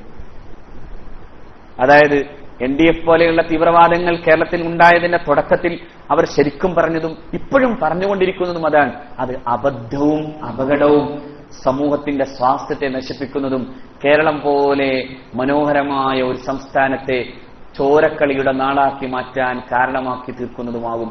അള്ളാഹു കാക്കട്ടെ. ഒരിക്കലും ആ വഴിയിലേക്ക് ചിന്തിക്കരുത്. അങ്ങനെ ആയുധം കൊണ്ട് മറുപടി പറഞ്ഞിട്ട് രക്ഷപ്പെടാമായിരുന്നുവെങ്കിൽ കശ്മീരിലെ മുസ്ലിങ്ങൾ എന്നേ രക്ഷപ്പെടുമായിരുന്നു. AK-47 കയ്യിൽ പിടിച്ചു നടന്ന കശ്മീരിലെ മുസ്ലിം ചെറുപ്പക്കാരൻ പക്ഷേ ദിവസവും കണ്ടത് ചോര മണക്കുന്ന ദിനങ്ങളാണ്. AK-47 മാറ്റിവെച്ച് NH-47 നമ്മൾ നടന്നാൽ കാണുന്നത് ഇങ്ങനെ മനോഹരമായ ഇസ്ലാമിക വിദ്യാഭ്യാസ സമുച്ചയങ്ങളും മസ്ജിദുകളും അതിമനോഹരമായ ഇസ്ലാമിക വിദ്യാഭ്യാസ സ്ഥാപനങ്ങളുമാണ്. എവിടെ? നമ്മുടെ ഈ നാട്ടിൽ. അള്ളാഹു തന്ന വലിയ സൗഭാഗ്യാണിത്. സമാധാനത്തോടെ ജീവിച്ച മുസ്ലിങ്ങളുടെ നാട് കേരളം. സമാധാനത്തിന്റെ മഹിതമായ പൈതൃകങ്ങളുടെ നാടാണ് കേരളം. സാമൂതിരി മഹാരാജാവിന് വേണ്ടി പോരടിക്കാൻ തീരുമാനിച്ച മഹാന്മാരായ പണ്ഡിതന്മാരുടെയും സയ്യിദുമാരുടെയും പാരമ്പര്യമുള്ള കേരളം, അല്ലേ? വലിയ വലിയ മനുഷ്യർ. സാമൂതിരി രാജാവിന് വേണ്ടിയായിരുന്നു മഹാനായ ഷെയ്ഖ് സൈനുദ്ദീൻ മഖ്ദൂം ഒന്നാമനും രണ്ടാമനും പോരടിച്ചത്. സൈനുദ്ദീൻ മഖ്ദൂം രണ്ടാമന്റെയും ഒന്നാമന്റെയും കാലത്തെ മഹാന്മാരായ മരക്കാരുമാർ, കുഞ്ഞാലി മരക്കാർ ഒന്നാമനും രണ്ടാമനും മൂന്നാമനും നാലാമനുമെല്ലാം പോരടിച്ചത് സാമൂതിരിക്ക് വേണ്ടിയാണ്. പോർച്ചുഗലിനെതിരാണ്. പോർച്ചുഗൽ അധിനിവേശത്തിനെതിരായിരുന്നു. ടിപ്പു സുൽത്താൻ കേരളത്തിൽ വന്നിട്ട് ഏറ്റവും പ്രധാനമായി ടിപ്പു ചെയ്തത് കേരളത്തിന്റെ ഉച്ചനീചത്വങ്ങൾക്കെതിരെയായിരുന്നു. ഞാൻ പറഞ്ഞില്ലേ, മുലക്കരം വേണ്ടി വന്നിരുന്ന കാലത്ത് നിങ്ങൾ നിങ്ങളുടെ മാറുമറക്കൂ എന്നാവശ്യപ്പെട്ടത് മഹാനായ ടിപ്പു സുൽത്താനാണ്, അല്ലേ? സ്വന്തം മാറ് മുറിച്ചു കളഞ്ഞ കാലമുണ്ടായിരുന്നു കേരളത്തിന്. നികുതിക്ക് പകരം ഇത് കൊണ്ടുപോയിക്കോളൂ എന്ന് പറഞ്ഞവരുടെ കാലം. കാരണം മുലക്കരം എന്ന് പറയുന്ന പ്രാകൃതമായ ഭരണ സംവിധാനം കേരളത്തിലുണ്ടായിരുന്നു എന്നർത്ഥം. പക്ഷേ മാറുമറക്കൂ സഹോദരിമാരെ എന്ന് പറയാൻ കേരളത്തിൽ വന്നത് ടിപ്പുവാണ്. 156ഓളം ക്ഷേത്രങ്ങൾക്ക് സംഭാവന ചെയ്തിരുന്ന ടിപ്പു വടക്കുന്നാഥ ക്ഷേത്രത്തിൽ വന്ന് താവളമടിക്കുമ്പോഴും ക്ഷേത്രത്തെ അശുദ്ധീകരിക്കാതെ ശ്രദ്ധിച്ച ടിപ്പു. പക്ഷേ നമ്മുടെ നാട്ടിന്റെ ഏറ്റവും വലിയ പ്രത്യേകത, ഈ രാജ്യത്ത് പലപ്പോഴും ചരിത്രത്തെ വക്രീകരിച്ചപ്പോ ഇവരൊക്കെ വലിയ കൊലയാളികളും കുഴപ്പക്കാരുമായി മാറി. ഞാൻ പറയുന്നു, സൗഹൃദം കാത്തവരായിരുന്നു ഇന്നലകളുടെ നേതാക്കൾ. ചരിത്രത്തിലെ പലതും കണ്ട് അങ്ങോട്ടും ഇങ്ങോട്ടും തല്ലേണ്ടവരല്ല ഇന്ത്യയിൽ മുസ്ലിങ്ങളും ഹിന്ദുക്കളും. നമ്മൾ ശരിക്കും പഠിക്കേണ്ടതാണ്. ചരിത്രം എപ്പോഴും നമ്മളെ തെറ്റിദ്ധരിപ്പിച്ചിട്ടുണ്ട്. ടിപ്പു സുൽത്താനെ കുറിച്ച് പറയുന്നിടത്ത് ചരിത്രം തെറ്റിദ്ധരിപ്പിച്ചു. പലരെയും കുറിച്ച് നമ്മൾ പഠിക്കുന്നിടത്ത് ചരിത്രം തെറ്റിദ്ധരിപ്പിച്ചു. എന്തിനായിരുന്നു അത്? പലപ്പോഴും ബ്രിട്ടീഷുകാരൻ ആവശ്യമായിരുന്നു ഇവർ തമ്മിലടിക്കൽ. അതുകൊണ്ടാണ് 1940 കൺപൂർ ലഹളയുമായി ബന്ധപ്പെട്ട ഇന്ത്യൻ നാഷണൽ കോൺഗ്രസിന്റെ ഒരു പഠന റിപ്പോർട്ട് ഇങ്ങനെയാണ്: we consider therefore an attempt to remove the historical misconception is the first and the most indispensable step in the solution of Hindu Muslim problem. Hindu മുസ്ലിം പ്രശ്നം പരിഹരിക്കണമെങ്കിൽ ഏറ്റവും ആദ്യം ചെയ്യേണ്ടത് തെറ്റുധാരണകളെ മാറ്റലാണ്. അതുകൊണ്ട് ചെറുപ്പക്കാരെ ഞാൻ പറയുന്നു, ഒരു തീവ്രവാദവും ഇസ്ലാമികമല്ല. ഇസ്ലാമിന് തീവ്രതയില്ലല്ലോ. ഇസ്ലാം എവിടെ നിൽക്കുന്നു? മധ്യത്തിൽ നിൽക്കുന്നു. മതത്തിന്റെ കാര്യത്തിലും ഭൗതികതയുടെ കാര്യത്തിലും മധ്യവർത്തിയായി നിൽക്കുന്നവനാണ് മുസ്ലിം. നിങ്ങൾ പൂർണ്ണ അർത്ഥത്തിൽ ആത്മീയതയുടെ പിന്നാലെ പോയി സകല ഭൗതിക സുഖങ്ങളെയും ഒഴിവാക്കാന്ന് തീരുമാനിച്ചോളൂ. അഷ്റഫുൽ ഖൽഖ് പറയുന്ന എന്റെ ഹൗദിന്റെ അടുക്കലേക്ക് നീ വരണ്ടാന്ന്. ഞാൻ വിവാഹം കഴിക്കില്ല, ഞാൻ ഭാര്യമാരുമായി ബന്ധപ്പെടില്ല, ഞാൻ ജീവിതത്തിലെ ഒരു സുഖത്തെയും അനുഭവിക്കൂല, ഞാൻ നല്ല ഭക്ഷണം കഴിക്കില്ല, ഞാൻ നല്ല വസ്ത്രം ധരിക്കില്ലെന്ന് പറഞ്ഞ സഹാബിയോടാണ് പുണ്യനബി പറഞ്ഞത്, ഉസ്മാൻ, അങ്ങനെ ഒരു തീരുമാനമെടുക്കുമെങ്കിൽ എന്റെ ഹൗദിന്റെ നേരെ നിന്റെ മുഖം തിരിക്കപ്പെടാതിരിക്കട്ടെ എന്ന് പുണ്യനബി. അതായത് മതത്തെ തീവ്രമായി ഉൾക്കൊള്ളാൻ ശ്രമിച്ചപ്പോഴും പുണ്യനബി പറഞ്ഞു അത് പറ്റൂല. മതത്തെ തീവ്രമായി ഉൾക്കൊള്ളുകയല്ല വേണ്ടത്. ഞാൻ വിവാഹിതനാണ്, ഞാൻ നോമ്പ് നോക്കുകയും അതുപോലെ തന്നെ നമസ്കരിക്കുകയും ചെയ്യുന്നവനാണ്, ഞാൻ എന്നാൽ ആസ്വാദ്യകരമായ ഭക്ഷണം കഴിക്കുന്നവനാണ്, ഞാൻ എന്റെ കുടുംബത്തിൽ സന്തോഷത്തോടെ ജീവിക്കുന്നവനാണ്. അതുകൊണ്ട് എന്റെ സുന്നത്തിനെയാണ് നിങ്ങൾ മുറുകെ പിടിക്കുന്നതെങ്കിൽ ഹാദിഹി സുന്നത്തി, ഇതാണ് എന്റെ ചര്യ. വമൻ അഅറദ അൻ സുന്നത്തി ഫലൈസ മിന്നീ, ആരെങ്കിലും എന്റെ സുന്നത്തിനെ വെടിയുമെങ്കിൽ അവൻ എന്നിൽപ്പെട്ടവനല്ലെന്ന് മുഹമ്മദ് നബി. ഞങ്ങൾ സ്വലാത്ത് വല്ലാതെ ചെല്ലാത്തത് സ്വല്ലല്ലാഹു അലാ മുഹമ്മദ്. അപ്പൊ അങ്ങനെ തീവ്രമതം എന്ന് പറയുന്ന സംഭവില്ല. എന്നാലോ ആ തീവ്രമതമില്ലാത്തവൻ തീവ്ര ഭൗതികവാദിയാകാൻ പറ്റില്ല. രണ്ടിന്റെയും മധ്യത്തിലാണ്. അതുകൊണ്ടാണ് നിങ്ങൾ وَكَذَلِكَ جَعَلْنَاكُمْ أُمَّةً وَسَطًا, നിങ്ങളെ ആരാക്കി അല്ലാഹു ഉമ്മത്തൻ വസത്തൻ, ഒരു മധ്യവർഗമാക്കി അല്ലാഹു മാറ്റി. നിങ്ങളൊരു മധ്യവിഭാഗമാണ്. മദ്യം ഉണ്ടോ? മദ്യം അല്ലാട്ടോ.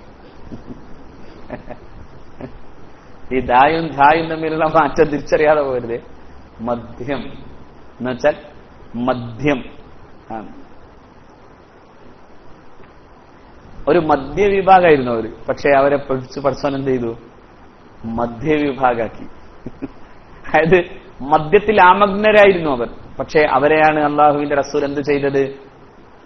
അവരൊരു മധ്യമ സമൂഹമാക്കി മാറ്റി, സമൂഹത്തിലെ മാതൃകാസമ്പന്നരാക്കി മാറ്റി. അല്ലെ? അപ്പോ ഞാൻ ഈ പറഞ്ഞു വരുന്നത്, ഈ ഒരു തിന്മയെ സമ്മതിക്കാത്ത മനസ്സു നിലനിൽക്കുക എന്നത് വിശ്വാസിയുടെ ഭാഗമാക്കണം. നിങ്ങൾ ആരെയും കണ്ടാൽ അല്ല നിസ്കരിച്ചോ പറയണം, ചോദിക്കണം, അവരെ നന്മയിലേക്ക് കൊണ്ടുവരണം. നിങ്ങള് പിടിച്ചു കൊണ്ടുവരുമ്പോ അവൻ നമസ്കരിച്ചതിനെയും കാര്യങ്ങളെയും കുറിച്ചൊക്കെ അന്വേഷിക്കാൻ, അവരെ പഠിപ്പിച്ചു കൊടുക്കാൻ കഴിയുന്ന വിവരങ്ങളെ പഠിപ്പിച്ചു കൊടുക്കാനൊക്കെയുള്ള വിവരം നിങ്ങളും ആർജിക്കണം. ശരിക്കും പറഞ്ഞാൽ ആരാകണമെന്ന് പറയോ? ശരിയായ നാഹി, നല്ല ആലിമാകണം എന്നാണ്. എന്താ കാരണം? എൽമില്ലാത്തവന് ഉപദേശിക്കാൻ പോലും കഴിയാൻ അതിനേക്കാൾ വലിയ ശൈത്താൻ അവൻ ഉണ്ടാക്കും. അപ്പൊ കുറച്ചൊക്കെ പഠിക്കാൻ വേണം. അപ്പോ ഇത് പഠിക്കാതിരിക്കുക എന്നതും പ്രധാനമാണ്. ദീൻ പഠിക്കണം. ദീൻ പഠിച്ചില്ലെങ്കിൽ അതുകൊണ്ടും അപകടം ഉണ്ടാക്കും. ഇല്ലെങ്കിൽ ഒരു കാര്യമെങ്കിലും ചെയ്യണം. പഠിച്ചവൻ അടുത്തുണ്ടെങ്കിൽ അവന്റെ അടുക്കലേക്ക് വിടണം. എന്നിട്ട് അവനെ പഠിപ്പിക്കുകയും വേണം. അറിവുകൾ അങ്ങനെ സമാഹരിക്കാൻ അവനെ പഠിപ്പിക്കണം. ഇല്ലെങ്കിൽ അത് അബദ്ധവും. അപ്പൊ ഞാൻ പറഞ്ഞു വരുന്നത്, ഇങ്ങനെ ഒരു ചെറിയ ചെറിയ ചെറിയ ഒരു വെളിച്ചം ഒരാൾക്ക് കൊടുക്കാൻ കഴിഞ്ഞാൽ ചിലപ്പോ അവനങ്ങ് നന്നാവും. നമുക്കൊരിക്കൽ അഷ്റഫുൽ ഖൽഖിന്റെ മുമ്പിൽ സല്ലല്ലാഹു അലൈഹി വസല്ലം ഒരു മനുഷ്യൻ പ്രസംഗം കേൾക്കാൻ വേണ്ടി വന്നു.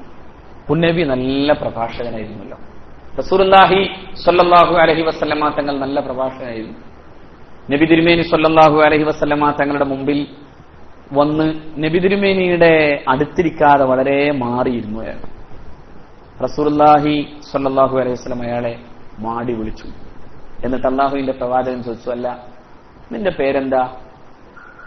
അന്ത സയ്യിദുൽ ഖൈൽ, നീയാണോ സയ്യിദുൽ ഖൈൽ?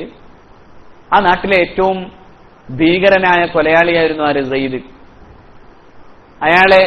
അയാളുടെ ചൊല്ലപ്പേരാണ് യഥാർത്ഥത്തിൽ അൽ ഖൈൽ. കുതിര എന്ന അർത്ഥത്തിലാണ് ഖൈൽ ഉപയോഗിക്കുക. പക്ഷെ അയാൾ വലിയ കുതിരാഭ്യാസ നിപുണനായിരുന്നു. അദ്ദേഹത്തെയാണ് അള്ളാഹുവിന്റെ പ്രവാചകൻ ഇങ്ങനെ വിളിച്ചത്. നാട്ടിലൂടെ പോകുന്ന വർത്തക സംഘങ്ങളെ പതിയിരുന്നാക്രമിച്ച് അവന്റെ സമ്പത്തും ജീവനും കൊള്ളയടിക്കുന്ന കിരാതനായ ക്രൂരനായ കാട്ടുവള്ളൻ. നമ്മുടെ നാട്ടിൽ പണ്ട് ജീവിച്ചിരുന്ന വീരപ്പനെ പോലെ ഒരു വലിയ വീരപ്പൻ. പുണ്യനബി അടുത്തേക്ക് വിളിച്ചു, എന്നിട്ട് ചോദിച്ചു, അന്ത സയ്യിദുൽ ഖൈൽ? അയാൾ പറഞ്ഞു, ഞാനാണ് സയ്യിദ്. പുണ്യനബി ചോദിച്ചു, നബി ഇങ്ങനെ പറഞ്ഞു, ലാ അന്ത സയ്യിദുൽ ഖൈൽ, നീ ആ ക്രൂരനായ സയ്യിദല്ല. അയാൾ അത്ഭുതത്തോടെ നബിയുടെ മുഖത്തേക്ക് നോക്കി. അപ്പോ പുണ്യനബി പറഞ്ഞു, അന്ത സയ്യിദുൽ ഖൈൽ, നീ ഉത്തമനായ സയ്യിദാണ്, നീ നല്ലവനാണ്. ഇത് കേട്ടപ്പോ അയാളുടെ മനസ്സാകെ വിഭ്രമിച്ചു പോയി. പുണ്യനബി എന്തേ പറയുന്നത് സല്ലല്ലാഹു അലൈഹി വസല്ലം? അന്ത സയ്യിദുൽ ഖൈൽ, നീ ഉത്തമനായ സയ്യിദാണെന്നാണ് പുണ്യനബി. അയാൾ അള്ളാഹുവിന്റെ പ്രവാചകരോട് ചോദിച്ചു, വർത്തക സംഘങ്ങളെ പതിയിരുന്ന് ആക്രമിക്കുകയും ക്രൂരത ചെയ്യുകയും ചെയ്യുന്ന എന്നെ നേരെ നോക്കി എങ്ങനെ അങ്ങ് ഇങ്ങനെ പറയാൻ സാധിച്ചു എന്ന് അള്ളാഹുവിന്റെ റസൂല് പറഞ്ഞു, സയ്യിദേ, നിന്റെ മനസ്സിലും നന്മയുടെ ഒരു ചരാത് കത്തുന്നുണ്ട്. നിന്റെ സാഹസികതയും ധൈര്യവും ഒരുപക്ഷെ നാളെ നിനക്ക് വേണമെങ്കിൽ നന്മയുടെ ഭാഗത്ത് ഉപയോഗിക്കാമെങ്കിൽ അത്ഭുതങ്ങൾ ഉണ്ടാക്കാൻ സാധിക്കും. ചില ആളുകൾ വലിയ ധീരന്മാരാകും, പക്ഷെ അവന്റെ ധൈര്യം എന്തിനുപയോഗിച്ചു പോവും? തിന്മക്ക് ഉപയോഗിച്ചു. അല്ലെ? നമ്മുടെ നാട്ടിൽ തന്നെ എത്രയോ വലിയ വലിയ ഗുണ്ടകളുണ്ട്. ശരിക്കും പറയാം, എന്ത് ധൈര്യമാണ് പലപ്പോഴും അവർ കാണിക്കുന്നത്. എന്നാൽ അവരെ ഒന്ന് നന്നാക്കി എടുത്ത് നോക്കിയേ, അവർ ഈ ഉമ്മത്തിനും സമുദായത്തിനും എന്ത് നന്മ ഉണ്ടാക്കി തരും. അല്ലെങ്കിലും അങ്ങനത്തെ ഒരു വലിയ ഗുണ്ടയല്ലേ മഹാനായ സയ്യിദുനാ ഉമർ ബിൻ ഖത്താബ് ആയിരുന്നില്ലേ? അള്ളാഹുവിന്റെ റസൂലല്ലേ ദുആ ചെയ്തത്, അല്ലാഹുവേ രണ്ടാലൊരു ചെറുപ്പക്കാരനെ നീ എനിക്ക് തരേണമേ.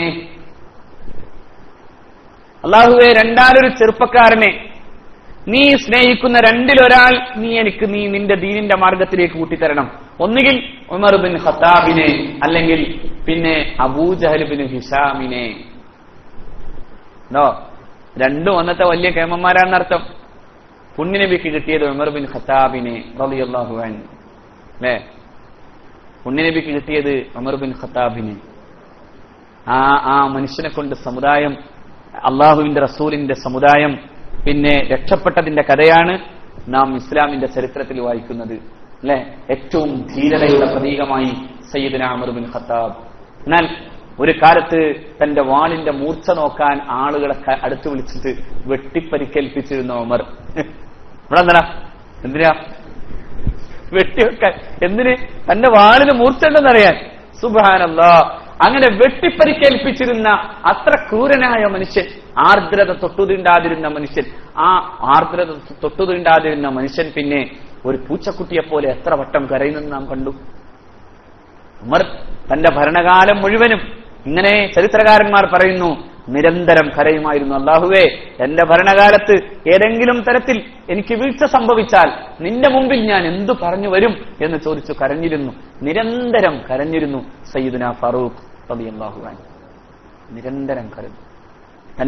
തന്റെ നാട്ടിൽ തിന്മ നടക്കുന്നതിനെ നിരന്തരം പിന്നെ സൂക്ഷിച്ചു നോക്കി നടന്നു. രാത്രികളിൽ ഇങ്ങനെ ഇറങ്ങി നടന്നു.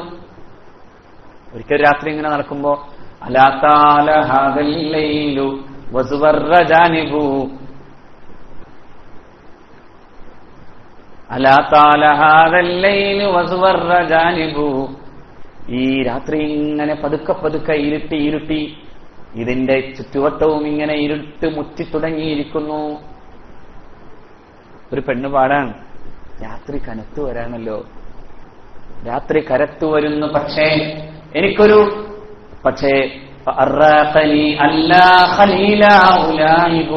കൂട്ടുകാരനില്ലല്ലോ എനിക്ക്. അപ്പൊ ഉമറുല്ലാനും വാളൊക്കെ അങ്ങനെ ശരിയാക്കി പിടിച്ചു വെക്കാണ്. എന്താ ഇവള് പറയണത്? കൂട്ടുകാരനില്ലല്ലോ. പക്ഷേ ആ പെണ്ണ് പിന്നെ പാടി, അള്ളാഹുവിനോടുള്ള ഭയമില്ലായിരുന്നുവെങ്കിൽ ലഹറക ഈ കട്ടിലിങ്ങനെ അതിന്റെ 4 കാലും ഇങ്ങനെ അനങ്ങുമാം വിധം എനിക്ക് കൂട്ടുകാരെ കിട്ടുമായിരുന്നു. സുബ്ഹാനല്ലാഹ്. അത് പാടിയപ്പോ ഉമർ ബിൻ ഖത്താബ് തങ്ങൾക്ക് മനസ്സിലായി, എന്റെ നാട്ടിലെ പെണ്ണ് ശുദ്ധയായ പെണ്ണാണ്. അള്ളാഹുവിന്റെ റസൂൽ സല്ലല്ലാഹു അലൈഹി വസല്ലമയുടെ ഏറ്റവും പ്രധാനപ്പെട്ട ശിഷ്യൻ ഖലീഫ ഉമർ നേരെ വീട്ടിൽ ചെന്നിട്ട് ഈ സ്ത്രീയുടെ ചുറ്റുവട്ടം അന്വേഷിച്ചു. ഇവരേത് ആരാണെന്നൊക്കെ അന്വേഷിച്ചപ്പോ മനസ്സിലായി, ഇവര് അള്ളാഹുവിന്റെ ദീനിന്റെ പ്രചരണാർത്ഥം നാട് വിട്ടിട്ടുള്ള മുജാഹിദുകളായ ഈ ഖലീഫ തന്നെ വിട്ട മുജാഹിദുകളായ പട്ടാളക്കാരുടെ കൂട്ടത്തിലെ ഒരു പട്ടാളക്കാരന്റെ ഭാര്യയാണ്. ഖലീഫ മോളോടാണ് ചോദിച്ചത്, മോളെ, ഭർത്താവിനെ കൂടാതെ ഒരു ഭാര്യയെ സംബന്ധിച്ചിടത്തോളം ജീവിക്കുമ്പോ എത്ര കാലമാണ് അവർക്ക് അത്തരം ചിന്തകളില്ലാതെ ജീവിക്കാൻ സാധിക്കുക എന്ന് ചോദിച്ചപ്പോ മോൾ, അതായത് റസൂലുള്ളാഹിയുടെ ഭാര്യയാവുന്ന ഹഫ്സാ ബീവി റളിയല്ലാഹു അൻഹ, പാപ്പനോട് പറയേണ്ടതാണല്ലോ ആ ഉത്തരം, അത് വല്ലാത്തൊരു ഇടങ്ങേറാണല്ലോ. അപ്പൊ മോൾ ഇങ്ങനെ കാണിച്ചു എന്നാണ്, 4 അതോ 5, 6 എന്നുള്ള രൂപത്തിൽ പിന്നെയും കൈമടക്കി എന്നൊക്കെ പിന്നെ റിപ്പോർട്ടുകൾ കാണാൻ സാധിക്കും. പക്ഷെ ഫാറൂഖ് റളിയല്ലാഹു അൻഹു തീരുമാനമെടുത്തു, ഒരു സ്ത്രീ തെറ്റിലേക്ക് പോകുമോ എന്ന് ഭയക്കുമ്പോ ഭരണാധികാരി തന്റെ പുതിയ ലെജിസ്ലേഷൻ കൊണ്ടുവരുന്നു എന്ന് പറഞ്ഞാൽ ലോകത്തിന്റെ ചരിത്രത്തിൽ ഇതിന് ഉദാഹരണം വേറെ എവിടെയുള്ളത്? അല്ലെ, നമ്മുടെ നാട്ടിൽ എന്താ നടക്കുന്നത്? അല്ലെ, നമ്മുടെ നാട്ടിൽ എന്താ നടക്കുന്നത്? അപ്പൊ ചങ്ങായി, എനിക്ക് പിന്നെ എത്ര ബാർ വേണം, എനിക്ക് ഇത്രയും കാശ് തന്നാൽ മതി എന്ന് പറയേണ്ട മന്ത്രിമാര് ജീവിക്കണ കാലല്ലേ നമ്മുടെ നാട്ടില്? അല്ലെ, ഒരു നുണ പരിശോധനയും വേണ്ട. ഞാൻ പറയുന്ന ഓരോ മന്ത്രിമാരെ കണ്ടാ മനസ്സിലാവും കള്ളനാണ്. എന്തിനു നുണ പരിശോധന? ബോഡി ലാംഗ്വേജ് മതി, കണ്ടാ മനസ്സിലാവും കള്ളനാണ്. അമ്മാതിരി കള്ളന്മാര് കട്ടു നടക്കുന്ന കാലത്ത് ഒരു മനുഷ്യൻ, അഷ്റഫുൽ ഖൽക്കിന്റെ ഏറ്റവും പ്രിയപ്പെട്ട ശിഷ്യൻ, തന്റെ നാട്ടിലൊരു പെൺകൊടിക്ക് തിന്മയിലേക്ക് വഴുതി പോകാനുള്ള മനസ്സുണ്ടാകാതിരിക്കാൻ പുതിയ ലെജിസ്ലേഷൻ കൊണ്ടുവന്നു. പിറ്റേന്ന് ഫാറൂഖ് അവിടെ നിന്ന് പ്രഖ്യാപിച്ചു, ഇനി പോയ മുജാഹിദുകൾ 6 മാസം കൂടുമ്പോ ലീവിന് വീട്ടിലെത്തണം എന്ന് പറഞ്ഞു. അങ്ങനെ പറഞ്ഞു, ലെജിസ്ലേഷനാണ്. ഓരോന്നും പിന്നെ പുതിയ ഭരണഘടനാ തീരുമാനങ്ങളാണ്. ഫാറൂഖിന് എന്തിനു വേണ്ടി? തന്റെ രാജ്യത്ത് തിന്മ വർദ്ധിക്കാതിരിക്കാൻ. ഇതാ നോക്കൂ, അതുപോലെ ഒരു മനുഷ്യൻ, പ്രാകൃതനായ മനുഷ്യന്റെ മുമ്പിൽ അഷ്റഫുൽ ഖൽഖ് പറയുന്നു, അന്ത സൈദുൽ ഖൈർ, നീ നന്മയുള്ളവനാണ്, നിന്റെ നന്മ നിനക്ക് വികസിപ്പിക്കാനാവും. അയാൾ ജീവിതത്തിൽ ഒരിക്കലും കേൾക്കാത്തതായിരുന്നു ആ വർത്താനം. റസൂലുള്ളാഹിയുടെ നെഞ്ചത്തേക്ക് അയാൾ വീണുടഞ്ഞ ഒരു സ്ഫടിക പാത്രം പോലെ പുണ്യനബിയുടെ മുമ്പിൽ ആ മനുഷ്യൻ, സകലമാന സാഹസികതയുടെയും ധൈര്യത്തിന്റെയും വലിപ്പം പറഞ്ഞ മനുഷ്യൻ അഷ്റഫുൽ ഖൽഖിന്റെ വക്ഷസ്സുകളിലേക്ക് വീണുടഞ്ഞിട്ട് ഇങ്ങനെ പറഞ്ഞു, അങ്ങല്ലാതെ ഇന്നേ വരെ എന്നെ നല്ലത് എന്ന് പറയാൻ ഈ ഭൂമിയിൽ ആരെയും ഞാൻ കണ്ടിട്ടില്ല. അതുകൊണ്ട് അഷ്ഹദു അല്ലാ ഇലാഹ ഇല്ലല്ലാഹ് വ അഷ്ഹദു അന്നക റസൂലുള്ളാഹ്. സുബ്ഹാനല്ലാഹ്. അഷ്ഹദു അല്ലാ ഇലാഹ ഇല്ലല്ലാഹ് വ അഷ്ഹദു അന്നക റസൂലുള്ളാഹ്. ചോദിക്കട്ടെ, ഇതിലെ പോണ ഏതോ ഒരു മനുഷ്യനെ തള്ളിക്കളയാൻ നമ്മളോട് ആരാ പറഞ്ഞത്? അവൻ ശരിയല്ലെന്ന് പറയാൻ നമ്മളോട് ആരാ പറഞ്ഞത്? ആരാ അതിന് നമുക്ക് അധികാരം തന്നത്? ഞാൻ മാത്രമേ രക്ഷപ്പെട്ടു എന്ന് പറയാൻ ആർക്കാ സാധ്യാവ? ഒരു മനുഷ്യന്റെ വെളിച്ചത്തിലേക്ക്, അവന്റെ ഹൃദയത്തിലേക്ക് ഒരു വെളിച്ചത്തിന്റെ ഒരു ചെരാട് പായിക്കാൻ കൊടുക്കാൻ സാധിച്ചാൽ അവൻ നന്നായിട്ട് കിട്ടുന്നതിന്റെ ഭാഗ്യം നമുക്കല്ലേ? നോക്കൂ, അങ്ങനെ ജീവിക്കാനാവണം. ഏതും നിരന്തരമായി ഉപദേശങ്ങൾ കൊടുക്കേണ്ടവരെ ഉപദേശിക്കണം. അള്ളാഹു അതിന് തൗഫീഖ് തരട്ടെ. അള്ളാഹു തൗഫീഖ് തരട്ടെ. ശരിക്കും പറഞ്ഞാൽ നമ്മൾ ഉപദേശിക്കണം. ഉപദേശിക്കൽ നമ്മുടെ പണിയാണ്. തഅ്മുറൂന ബിൽ മഅറൂഫി വതൻഹൗന അനിൽ മുൻകർ. തിന്മ വിരോധിക്കുകയും നന്മ ഉപദേശിക്കുകയും ചെയ്തുകൊണ്ടേയിരിക്കണം. അമ്ര എന്നാണ്, കൽപ്പിക്കുക എന്നാണ്. പക്ഷെ പുതിയ ഇന്ത്യൻ സാഹചര്യത്തിലൊക്കെ കൽപ്പിക്കാൻ വേണ്ടി പോകണ്ട. നീ ഉസ്താദ് എന്ന് പറഞ്ഞ് കൽപ്പിക്കണം, കൽപ്പിക്കാന്ന് പറഞ്ഞ ഇതാ എന്ന് പറയണല്ലേ, അതല്ലേ കൽപ്പിക്കല്, അല്ലെ? കമാൻഡ്. അങ്ങനെ പോയി ആരോടും കൽപ്പിക്കാനല്ല. അത് ഈ സാമൂഹികമായി ഇന്നത്തെ യാഥാർത്ഥ്യം മനസ്സിലാക്കി എന്തു ചെയ്യുക? ഉപദേശിക്കുക. അള്ളാഹു തൗഫീഖ് തരട്ടെ. ഒരുപാട് നാം മനസ്സിലാക്കേണ്ടത്, തിന്മകൾ അധികരിക്കുമ്പോൾ അള്ളാഹുവിന്റെ അദാബുകൾ വരും. നമ്മൾ വിചാരിച്ചു പോവും, നമ്മളിങ്ങനെ ഒരുപാട് സമ്പത്തും സൗകര്യങ്ങളൊക്കെ അള്ളാഹു തരുമ്പോൾ നമ്മൾ വിചാരിക്കുക ഇതൊക്കെ അള്ളാഹുവിന്റെ അനുഗ്രഹമാണ്. പക്ഷേ ഞാൻ മനസ്സിലാക്കുന്നത് അനുഗ്രഹങ്ങൾ എന്ന് പറയാം, അതൊക്കെ അനുഗ്രഹമായിരിക്കാം. പക്ഷേ ആ അനുഗ്രഹങ്ങൾക്കപ്പുറത്തും അള്ളാഹു ചില പരീക്ഷണങ്ങൾ തന്നേക്കാം. പരീക്ഷണങ്ങൾ നോക്കൂ, ചൂണ്ടയിടുമ്പോ ചൂണ്ടയിൽ കുരുക്കാൻ വരുന്ന മീൻ എന്താ വിചാരിക്കാം?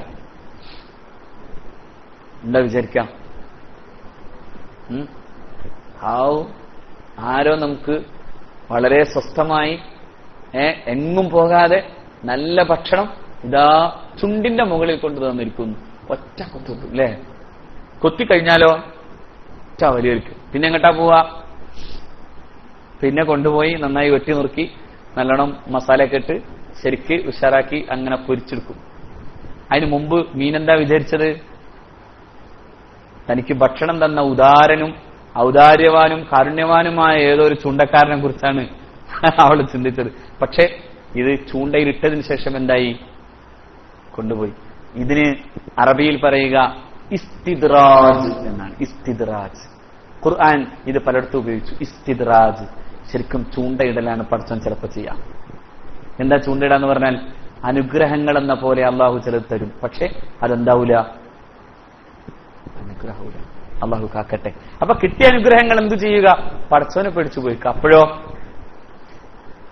സമ്പത്ത് അനുഗ്രഹമാണ്, സൗകര്യങ്ങൾ അനുഗ്രഹമാണ്, കുടുംബജീവിത അനുഗ്രഹമാണ്. അനുഗ്രഹങ്ങളൊക്കെ അള്ളാഹുവിനെ പേടിച്ച് ജീവിക്കുന്നതാക്കണം. അല്ലെങ്കിൽ തെറ്റു ചെയ്താലും അള്ളാഹു ചിലപ്പോ അനുഗ്രഹങ്ങൾ തരുന്നത് പോലെയുള്ളത് ചെയ്തു തരും. ഖുർആൻ അങ്ങനെ പറയുന്നുണ്ട്, ഞാൻ വെറുതെ പറയാല്ല. وَلَمَّا نَسُوا مَا ذُكِّرُوا بِهِ فَتَحْنَا عَلَيْهِمْ أَبْوَابَ كُلِّ شَيْءٍ حَتَّى إِذَا فَرِحُوا بِمَا أُوتُوا أَخَذْنَاهُمْ بَغْتَةً فَإِذَا هُمْ مُبْلِسُونَ. സുബ്ഹാനല്ലാഹ്. ഈ ആയത്ത് ഇങ്ങനെ പലപ്പോഴും എന്നെ ചിന്തിപ്പിച്ച. നോക്കൂ നിങ്ങൾ, ഇവിടെ ആരാ ഹാഫിളൊന്നുമില്ലേ? ഇവിടെ വന്നിരിക്കി. നോക്കൂ ഈ ആയത്ത്. ഫലമ്മാ നസൂ മാ ദുക്കിറൂ ബിഹി, അവർക്കു നൽകപ്പെട്ട ഉപദേശങ്ങളെ മുഴുവനും അവർ മറന്നുപോയപ്പോ ഫതഹ്നാ അലൈഹിം അബ്വാബ കുല്ലി ശൈഇൻ, സകലമാന വാതിലുകളും നാം അവർക്ക് തുറന്നു കൊടുത്തു. എല്ലാ സൗകര്യവും അവർക്ക് അങ്ങ് കൊടുത്തു. എന്നിട്ട് എന്തുണ്ടായി? അവർക്ക് കിട്ടപ്പെട്ട ഈ അനുഗ്രഹങ്ങളിൽ അവരിങ്ങനെ സന്തോഷിച്ചിരിക്കവേ ഒറ്റ പിടുത്തം നാം അവരെ അങ്ങ് പിടിച്ചു. അന്നേരം അവർ നിരാശരായി പോയി, എന്തു ചെയ്യണമെന്നറിയാതെയായി. ഒറ്റ പിടുത്തം പിടിച്ചപ്പോ ഒന്നും ചെയ്യാനില്ല. നമുക്കിപ്പോ കിട്ടിയത് പോരാന്ന് ചിന്തിക്കണവരാണല്ലേ? അല്ലേ? കിട്ടിയത് പോരാ. ഇപ്പോ 1 ലക്ഷം ഉണ്ടെങ്കിൽ അത് 2 ലക്ഷം ആവണം. ഒരു മാരുതിക്കാരുണ്ടെങ്കിൽ അത് പരമാവധി കയറി ഇന്നോവ ആവണം. പിന്നെ പോയാ അതിനേക്കാൾ മുകളിൽ ബെൻസ് ആവണം. പിന്നെ അത് പോയി പിന്നെ ഓടിയാകണം. പിന്നെ അങ്ങനെ കോടിയായി അങ്ങനെ മാറണം. നമ്മൾ ഇങ്ങനെ ചിന്തിക്കാറ്. ആലോചിച്ച് നോക്കൂ, എനിക്ക് തന്ന അനുഗ്രഹങ്ങൾ എനിക്ക് കിട്ടാതെ പോയ എത്ര മനുഷ്യർ ഈ ഭൂമിയിലുണ്ടാകും. നോക്കൂലേ മക്കളെ, നിങ്ങളെന്ന് ആലോചിച്ച് നോക്കിയേ. നിങ്ങൾ ഇപ്പോ ഇവിടെ എൻട്രൻസ് എക്സാമിനും CA-ക്കും ഒക്കെ വന്നിരിക്കാൻ നിങ്ങളുടെ മാതാപിതാക്കൾ ഏതാണ്ട് ഒരു 80% ഓഫ് യുവർ പാരന്റ്സ് എന്താണ് മിക്കവാറും എന്തെങ്കിലുമൊക്കെ കൊടുക്കാൻ, അതായത് എന്തെങ്കിലുമൊക്കെ നിങ്ങൾക്ക് വേണ്ടി ചെയ്യാൻ സാധ്യതയുള്ളവരാണ് അല്ലേ? ആയിരിക്കും. ചില കുറഞ്ഞ കുട്ടികൾ ഒഴിച്ചാൽ ബാക്കിയുള്ളവരൊക്കെ അങ്ങനെ ചെയ്യാൻ സാധിക്കുന്നവരാണ്. നോക്കൂ, ഈ സൗകര്യങ്ങൾ എவ்வாടും ഇല്ലാതെ പോയ എത്ര കുഞ്ഞുമക്കൾ ഈ ഭൂമിയിൽ ജീവിക്കുന്നുണ്ട്. ഞാൻ ഇന്നലെ എന്റെ മോന് പനി വന്നപ്പോ ഞാൻ എങ്ങനെ അവനെ തലോടുമ്പോ എന്റെ മനസ്സിൽ ഇങ്ങനെ ആലോചിച്ച്, പടച്ചോനെ, ഇങ്ങനെ തലോടാൻ ഒരു വാപ്പില്ലാത്ത ഒരു മാതാവില്ലാത്ത എത്ര മക്കളുണ്ടാവും ഈ ഭൂമിയിൽ. ആലോചിച്ച് നോക്കി. പടച്ചോനെ, എനിക്ക് തന്ന സൗകര്യം ഇതുപോലെ കിട്ടപ്പെടാതെ പോയ എത്ര മനുഷ്യരുണ്ടാവും ഈ ഭൂമിയിൽ. നമ്മൾ എന്നിട്ട് ആലോചിക്കാണ്, എന്റെ ഈ സ്റ്റാറ്റസ് ഒന്നും പോരാ, എനിക്ക് അതിനേക്കാൾ വലിയ സ്റ്റാറ്റസ് വേണം അല്ലേ? സുബ്ഹാനല്ലാഹ്. നമ്മൾ റബ്ബിനോട് നന്ദി ചെയ്യല്ലേ വേണ്ടത്? കുറച്ച് നമ്മൾ അവന്റെ ഔദാര്യത്തിന്റെ മേൽ നാം വീണ്ടും വാശി വർത്തമാനം പറയാണ് അല്ലേ? അള്ളാഹുവിനെ നമ്മൾ, അവന്റെ ഔദാര്യത്തെ നമ്മൾ ധിക്കരിക്കാൻ, അങ്ങനല്ലേ?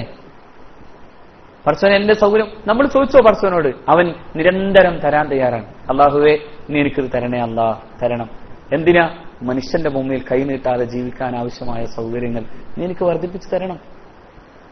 പക്ഷേ എന്റെ സ്റ്റാറ്റസ് പോരാന്ന് തീരുമാനിച്ചാൽ നീ നിന്റെ റബ്ബിന്റെ അനുഗ്രഹത്തോട് നന്ദികേട് കാണിക്കുകയാണ്. അങ്ങനെയല്ലേ? ആലോചിച്ച് അങ്ങനെയല്ലേ സംഭവം? നാം നമ്മുടെ നാഥനോട് അനുഗ്രഹത്തിന് നന്ദികേട് കാണിക്കുകയാണ്. യഥാർത്ഥത്തിൽ അള്ളാഹു തരുന്ന ഈ അനുഗ്രഹങ്ങൾ അല്ല, ഇതൊന്നും വേണ്ടല്ലോ. ഒരു നിമിഷത്തിന്റെ ശ്വാസത്തിന് പോലും നിങ്ങൾ റബ്ബിന്റെ മുമ്പിൽ എത്ര കടപ്പെടണം. ഈ ശ്വാസം, അതെ, പിന്നെ സ്പേസിലേക്ക് പോകുന്ന ആളുകൾക്ക് ലോകമുണ്ടാക്കി കൊടുക്കുന്ന, ആധുനിക ലോകമുണ്ടാക്കി കൊടുക്കുന്ന ആ സൗകര്യങ്ങൾ എത്ര കോടിയിലേതാണ്. നമ്മുടെ സെക്കൻഡിന് എത്ര കോടി വരെ മതിക്കുന്നുണ്ട്. ഇത് പമ്പ് ചെയ്യാൻ കഴിയാത്ത വിധം ഹൃദയ മിടിപ്പുകൾക്ക് വേഗം കുറയുകയും ശ്വാസനാളങ്ങളിലേക്ക് അത് ചെല്ലാതെ പോവുകയും ചെയ്താൽ എത്ര കോടി നാം കൂട്ടിക്കൊടുക്കും ഡോക്ടറുടെ മുമ്പിൽ, അല്ലേ? നോക്കൂ, സെക്കൻഡുകൾ പോലും അള്ളാഹു തരുന്ന വിലയാണ്. നമ്മൾ അവന് എന്ത് തിരിച്ചു കൊടുക്കുന്നുണ്ട്? എന്തു നന്ദി ചെയ്യുന്നുണ്ട് നാം? എന്തു നന്ദി ചെയ്യുന്നു? ആലോചിച്ചു നോക്കണം. അവിടെയാണ് പടച്ച റബ്ബിന്റെ വർത്തമാനം. സകലമാന ഉപദേശങ്ങളും മറന്നുപോയപ്പോഴൊക്കെ നാം ഇങ്ങനെ കൊടുത്തുകൊണ്ടേയിരുന്നു. അപ്പോഴെങ്കിലും അവൻ ചിന്തിക്കണമായിരുന്നു, അള്ളാഹുവേ നീ തരുന്നതൊക്കെയും നിനക്ക് നന്ദി ചെയ്യാനാണ്, ഈ സൗകര്യങ്ങൾ നന്ദി ചെയ്യാനുള്ളതാണ്.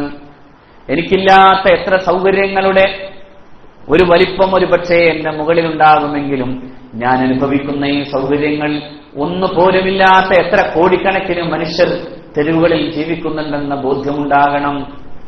ഒരു കൂരയുടെ താഴെ ഇരിക്കാൻ പോലും കഴിയാത്ത എത്ര ജീവിതങ്ങൾ ഉണ്ടാകുമെന്ന് ആലോചിക്കണം, അല്ലെ? ഈ പൈപ്പിന്റെ ചോട്ടിൽ നിന്ന് വെള്ളം കുടിക്കുന്ന മനുഷ്യരെ നിങ്ങൾ കാണാറില്ലേ? വിശന്നിട്ട് തെരുവ് നായ്ക്കൾക്കൊപ്പം കടിപിടി കൂടുന്ന മനുഷ്യരെ കണ്ടിട്ടില്ലേ? ഞാൻ പറയുന്നു, അവർ ഏത് വിഭാഗത്തിലും പെടട്ടെ, ഉടമസ്ഥന്റെ കാരുണ്യത്തിന്റെ നിരന്തരമായ വഴിയിൽ അവരുണ്ടാകും. അവൻ വയറ് വിശന്നിട്ട് അവൻ റോട്ടിലൂടെ നടക്കുമ്പോ നമ്മൾ വിശപ്പൊക്കെ തീർത്തിട്ട് ഭക്ഷണം വലിച്ചെറിയാല്ലേ?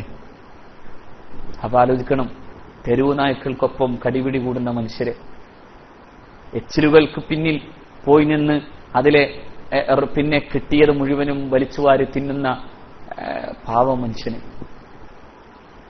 അങ്ങനെയൊക്കെ ആലോചിക്കുമ്പോഴാണ് എന്റെ സ്റ്റാറ്റസ് പോരാന്നൊക്കെ ചിന്തിക്കുമ്പോഴുണ്ടാകുന്ന വലിയ അപകടത്തെക്കുറിച്ച് ചിന്തിക്കേണ്ടത്.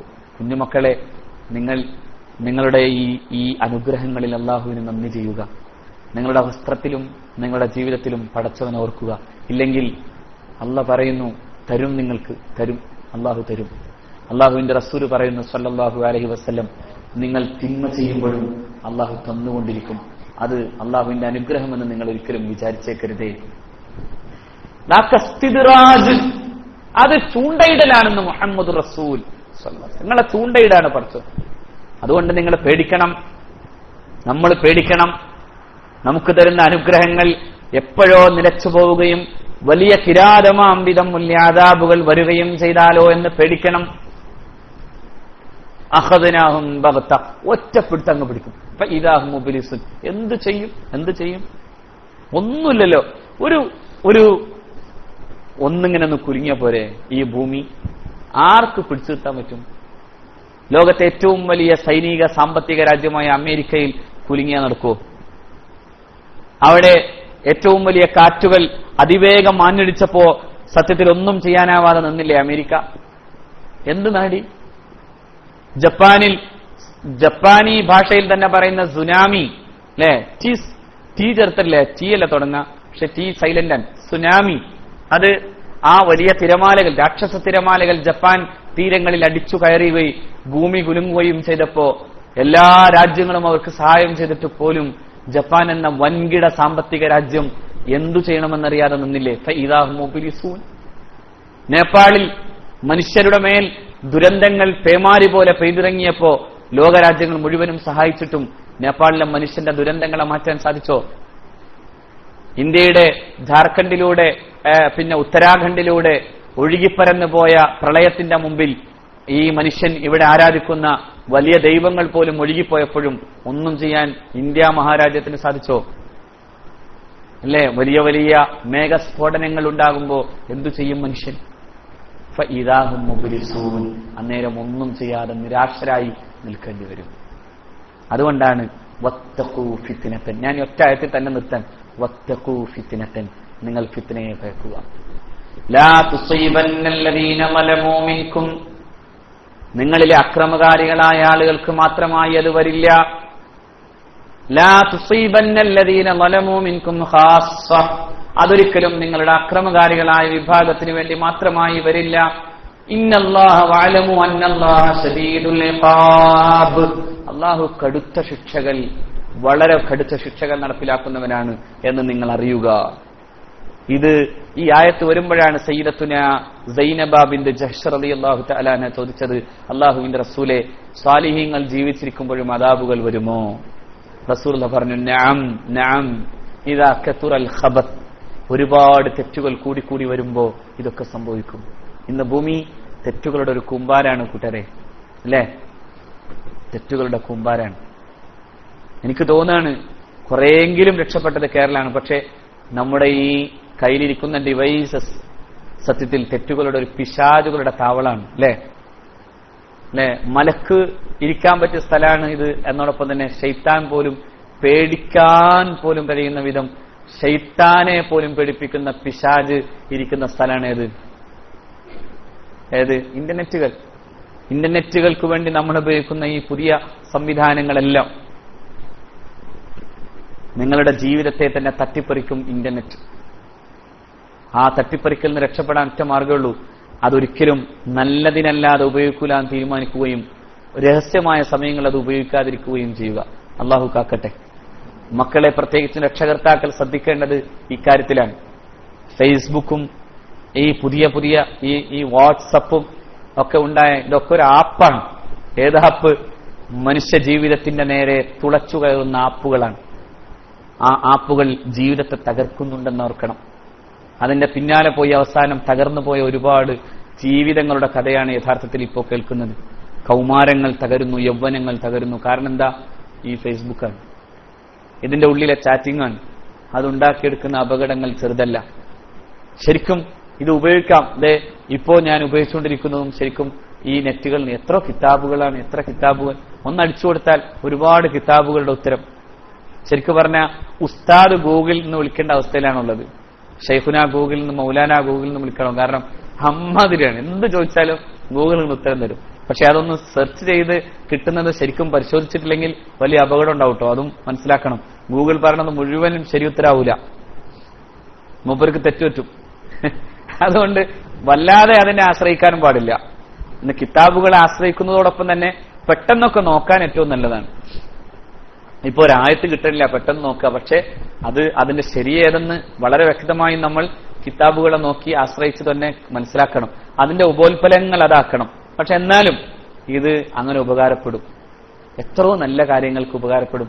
എന്നാൽ ഏറ്റവും വൃത്തികെട്ടത് മുഴുവനും അതിൽ കിട്ടും. അപ്പൊ ഒരിക്കലും അങ്ങനെ പോകാതിരിക്കുക. അള്ളാഹു കാക്കുമാറാകട്ടെ. കാരണം തിന്മ കൂടുന്തോറും, ആ തിന്മകൾ കൂടിക്കൂടി വരുംതോറും അള്ളാഹുവിന്റെ അദാബുകൾ അടുത്തടുത്ത് വരുന്നുണ്ടെന്ന് ഓർക്കണം. അള്ളാഹു വേറൊരു കാര്യം നമ്മൾ മനസ്സിലാക്കേണ്ടത്, അള്ളാഹു കൂടുതൽ അനുഗ്രഹിച്ച നാടുകളിലാണ് വലിയ അദാബുകൾ കൊണ്ടുവരാറുള്ളത്. പേടിക്കണം. അള്ളാഹു അനുഗ്രഹിക്കാനാണ്. അങ്ങനെയല്ലേ? അങ്ങനെ തന്നെയാണ്. കേരളം പോലെ ഇത്ര മനോഹരമായൊരു നാട്, അരുവികൾ, കളകളാരവം മുഴക്കുന്ന അരുവികളുള്ള നാട്, മനോഹരമായ പുഴകളും അതിമനോഹരമാം വിധമുള്ള സസ്യങ്ങളെയും കാണാൻ കഴിയുന്ന നാട്. ഈ നാടിനേക്കാൾ മനോഹരമായ ഒരു നാടും ഭൂമിയിൽ അള്ളാഹു സൃഷ്ടിച്ചിട്ടില്ല എന്ന് ഞാൻ പറയില്ല. പക്ഷേ അങ്ങനെ എനിക്ക് തോന്നുന്നു എന്ന് പറഞ്ഞാൽ എന്റെ ഒരു അവകാശവാദം പോലെ തോന്നുന്നു. കാരണം അത്ര മനോഹരാണ്. പോരാ, അതിന്റെ സാമൂഹിക ജീവിതം അതിനേക്കാൾ മനോഹരാണ്. നിങ്ങൾ നോക്കൂ, അമേരിക്കയിൽ പോയിട്ട് എനിക്ക് ഏറ്റവും കൂടുതൽ വിഷമമുണ്ടായത് ഭക്ഷണം കഴിക്കാനാണ്. എന്താ കാരണം എന്നറിയോ? നല്ല ഹലാലായ ഭക്ഷണം കിട്ടുമെന്നുള്ള പേടിയാണ്. കാരണം എന്താ? അവിടുത്തെ സാമൂഹിക ജീവിതത്തിൽ ഹലാലുകൾ കുറവാണ്. ഹലാല് കുറവാണ്. നമ്മൾ തേടി അലഞ്ഞ് ഏതെങ്കിലും ഒരു ഇറാഖി റെസ്റ്റോറന്റിലോ അല്ലെങ്കിൽ ഒരു പലസ്തീനി റെസ്റ്റോറന്റിലോ പോയി ഹലാലാണെന്ന് ഉറപ്പുവരുത്തി തിന്നുമ്പോഴേക്കും അത് കഴിക്കാൻ വേണ്ടി എത്രയോ നേരം ഹോട്ടലിൽ നിന്ന് 5 സ്റ്റാർ സൗകര്യമുള്ള ഹോട്ടലിൽ നിന്ന് പോകണം. കാരണം എന്താ വെച്ചാൽ ഇവിടെ ചിലപ്പോ നമ്മളെങ്ങാനും നീ പോയി പച്ചക്കറി എടുക്കാൻ വേണ്ടി പോകുമ്പോണ്ടോ അവിടെ ഫ്രഷ് പോർക്ക് എന്നൊക്കെ കാണാം. സുബ്ഹാനല്ലാഹ്, അത് കാണുന്നതോടുകൂടി തന്നെ ഇനി 2-3 ദിവസത്തേക്ക് ഭക്ഷണം കഴിക്കാൻ തോന്നൂല. അപ്പൊ അങ്ങനെ കണ്ടിട്ട് പിന്നെ അത് തൊടാതെ പോയി ഏതെങ്കിലും മുസ്ലിം റെസ്റ്റോറന്റുകൾ എവിടെയെങ്കിലും കാണും, അവിടെ പോയി നമ്മൾ ഇതൊക്കെ വാങ്ങിക്കൊണ്ടുവരുമ്പോൾ അതും ഈ എണ്ണമയമുള്ള ഭക്ഷണം കഴിച്ചിട്ട് സത്യത്തിൽ ഞാൻ അമേരിക്കയിൽ ഉണ്ടായിരുന്ന 10-15 ദിവസം ശരിക്കും ഞാൻ അങ്ങ് ക്ഷീണിച്ചു പോയി. ഒറ്റ കാരണമുള്ളൂ, ഭക്ഷണം കഴിക്കാൻ പറ്റൂല. മാത്രമല്ല ആ സമൂഹ ജീവിതത്തെ കാണുമ്പോൾ പേടി തോന്നും. ഞാൻ ആലോചിച്ചു പോവാണ്, അവിടെ ജീവിച്ചിട്ട് നന്നാവണ മനുഷ്യൻ ബദറിൽ പങ്കെടുത്തവനെ പോലെ നല്ല മനുഷ്യനാവും. കാരണം അത്രയേറെ സാമൂഹിക ജീവിതം വളരെ മോശം. ആ സാമൂഹിക ജീവിതം പറിച്ചു നടാനാണ് കേരളത്തെ പോലും പലരും ശ്രമിക്കുന്നതെന്നത് നമ്മൾ ഓർക്കണം, നമ്മൾ പേടിക്കണം. അതുകൊണ്ടാണ് ഞാൻ എന്റെ പെങ്ങന്മാരോട് പ്രത്യേകം പറഞ്ഞത്, ലെഗിൻ നിങ്ങൾക്ക് നാളെ വസ്ത്രം ഉരിയാനുള്ള നാണം കെടുത്താൻ നിങ്ങൾക്കായി പരീക്ഷിക്കുകയാണ്. നിങ്ങൾ നോക്കൂ, പഴയ നാണൊന്നും നമുക്കുണ്ടോ? ഉണ്ടോ? പഴയ നാണുണ്ടോ? ഭാര്യ ഭർത്താക്കന്മാർക്ക് പോലും നാണുണ്ടായിരുന്നൊരു കാലല്ലേ? ഒന്നും മിണ്ടണമെങ്കിൽ എല്ലാവരും പോയി കതവൊക്കെ അടച്ചതിന് ശേഷം മാത്രം മിണ്ടിയിരുന്ന കാലത്ത് ഇന്ന് വാപ്പാടെ ഉമ്മാടെ മുമ്പിൽ ഇന്ന് കെട്ടിപ്പിടിച്ചിട്ട് ഫോട്ടോ എടുപ്പിക്കണ കാലല്ലേ ഇന്ന്? അങ്ങനെ ആയില്ലേ? ശരിക്കും നാണം കെട്ട പോലെ മനുഷ്യൻ പിന്നെ ഈ ഇതിലൊക്കെ ഉണ്ടല്ലോ, ഇപ്പൊ ബൈക്കിലൊക്കെ ഇരുന്നിട്ട് വളരെ എന്താ പറയാ, വളരെ സെക്സി എന്ന് തോന്നിപ്പിക്കാവുന്ന വിധത്തിലുള്ള കെട്ടിയൊക്കെ പിടിച്ചു പോണ ആ രീതിയൊക്കെ ഇന്ന് നമ്മൾ ഉപയോഗിക്കുമ്പോൾ ഔചിത്യം എന്നൊരു സാധനം നഷ്ടപ്പെട്ടു എന്നാണ് എന്റെ അർത്ഥം. ഔചിത്യം, നമുക്കങ്ങനെ ഒരു മാന്യതയില്ല. അങ്ങനെ ഒരു മാന്യത വേണം. എന്തേ മാന്യത ഇല്ലാത്തത്? മാന്യത പതുക്കെ പതുക്കെ കളഞ്ഞാൽ പിന്നെ എന്തും ചെയ്യുന്നൊരവസ്ഥയിലേക്ക് മനുഷ്യൻ പോകും. അതാണത്. മാന്യതയെ തൊട്ടാൽ നോക്കൂ, സാധാരണ ഉണ്ടല്ലോ നമ്മള് എന്തായാലും നനഞ്ഞു ഇനി കുളിക്കാന്ന് പറയില്ലേ, എന്ന് പറഞ്ഞ മാതിരിയാണ് മനുഷ്യന്റെ അവസ്ഥ. നാണം കെട്ടോ, പിന്നെ ആകെ നാണം കെടും. നാണം കെട്ടാലോ, അസ്റഫുൽ ഖൽഖ് പറഞ്ഞു, എന്നാ പിന്നെ എന്തും ചെയ്യും. ഇല്ലം തസ്തഹി, നിനക്ക് നാണമില്ലെങ്കിൽ ഇഫാൽ മാഷി, നിനക്ക് ചെയ്യാനുള്ളതൊക്കെ ചെയ്തോളൂ. റസൂലുള്ളാഹിയുടെ വാക്കാൻ എന്ന് പറഞ്ഞാൽ നാണല്ലേ എന്തും ചെയ്യും. ഇത് ഞാൻ പറഞ്ഞില്ലേ, ഇത് ശരീരത്തെ, അതിന്റെ ശരീരഭാഗങ്ങളെ ഏറ്റവും ശക്തമായി പ്രതിഫലിപ്പിക്കുന്നതാണ് ഈ വസ്ത്രം. അത് ഇട്ട് നടക്കാൻ തീരുമാനിക്കുമ്പോൾ, ഞാൻ ആദ്യമായിട്ട് പാന്റ് ഇട്ടപ്പോ പോലെ എനിക്ക് നാണായിരുന്നു. അതായത് എവിടെ ഒന്നും ഉടുക്കാത്ത പോലെ, കാലയില് എന്തോ ആരോ നോക്കണ്ടോ, അത് അങ്ങനെ തോന്നിപ്പോയ ഒരു സമയം. അപ്പോ അതൊരു നല്ല വസ്ത്രമായിട്ട് തന്നെ ഇടാം. കാരണം സറാബിൽ റസൂലുള്ള ഇഷ്ടപ്പെട്ട നബിക്ക് ദാനമായി കിട്ടിയപ്പോൾ അത് സ്വീകരിച്ചതാണ്. പക്ഷെ എന്നിട്ട് പോലും നമുക്കൊരു ഇടങ്ങേറ്. അപ്പോ ഈ ഇങ്ങനത്തെ ഒരു വസ്ത്രം ധരിച്ചു പോകുമ്പോ അതിങ്ങനെ നിരന്തരം, ആദ്യം ധരിക്കുമ്പോൾ ഉണ്ടാകുന്ന നാണം പോയി, പിന്നെ ആ നാണം പോയി. ഇനി നിങ്ങളോട് പറയണ ആ വസ്ത്രം ഒന്ന് കീറി കൊടുക്ക്, അപ്പൊ കീറി കൊടുക്കും. പിന്നെ ആ വസ്ത്രം തന്നെ ആവശ്യമില്ല, അപ്പൊ വേണ്ട. അങ്ങനെ പോയി വളരെ മോശമായ അവസ്ഥയിലേക്ക് പോകും അല്ലേ? എങ്ങനെ അമേരിക്കനിസം കേരളത്തിലേക്ക് വരുന്നത് ഈ രീതിയിലേക്കാണ്, അല്ലെങ്കിൽ യൂറോപ്യനിസം കേരളത്തിലേക്ക് വരുന്നത് ഈ രീതിയിലാണ്. അതായത് നാണം നശിപ്പിച്ചെടുക്കുക എന്നുള്ളതാണ് പ്രശ്നം. നോക്കൂ, ഇപ്പോൾ കമ്പൈൻ ക്ലാസ് കമ്പൈൻ സ്റ്റഡിയായി മാറി.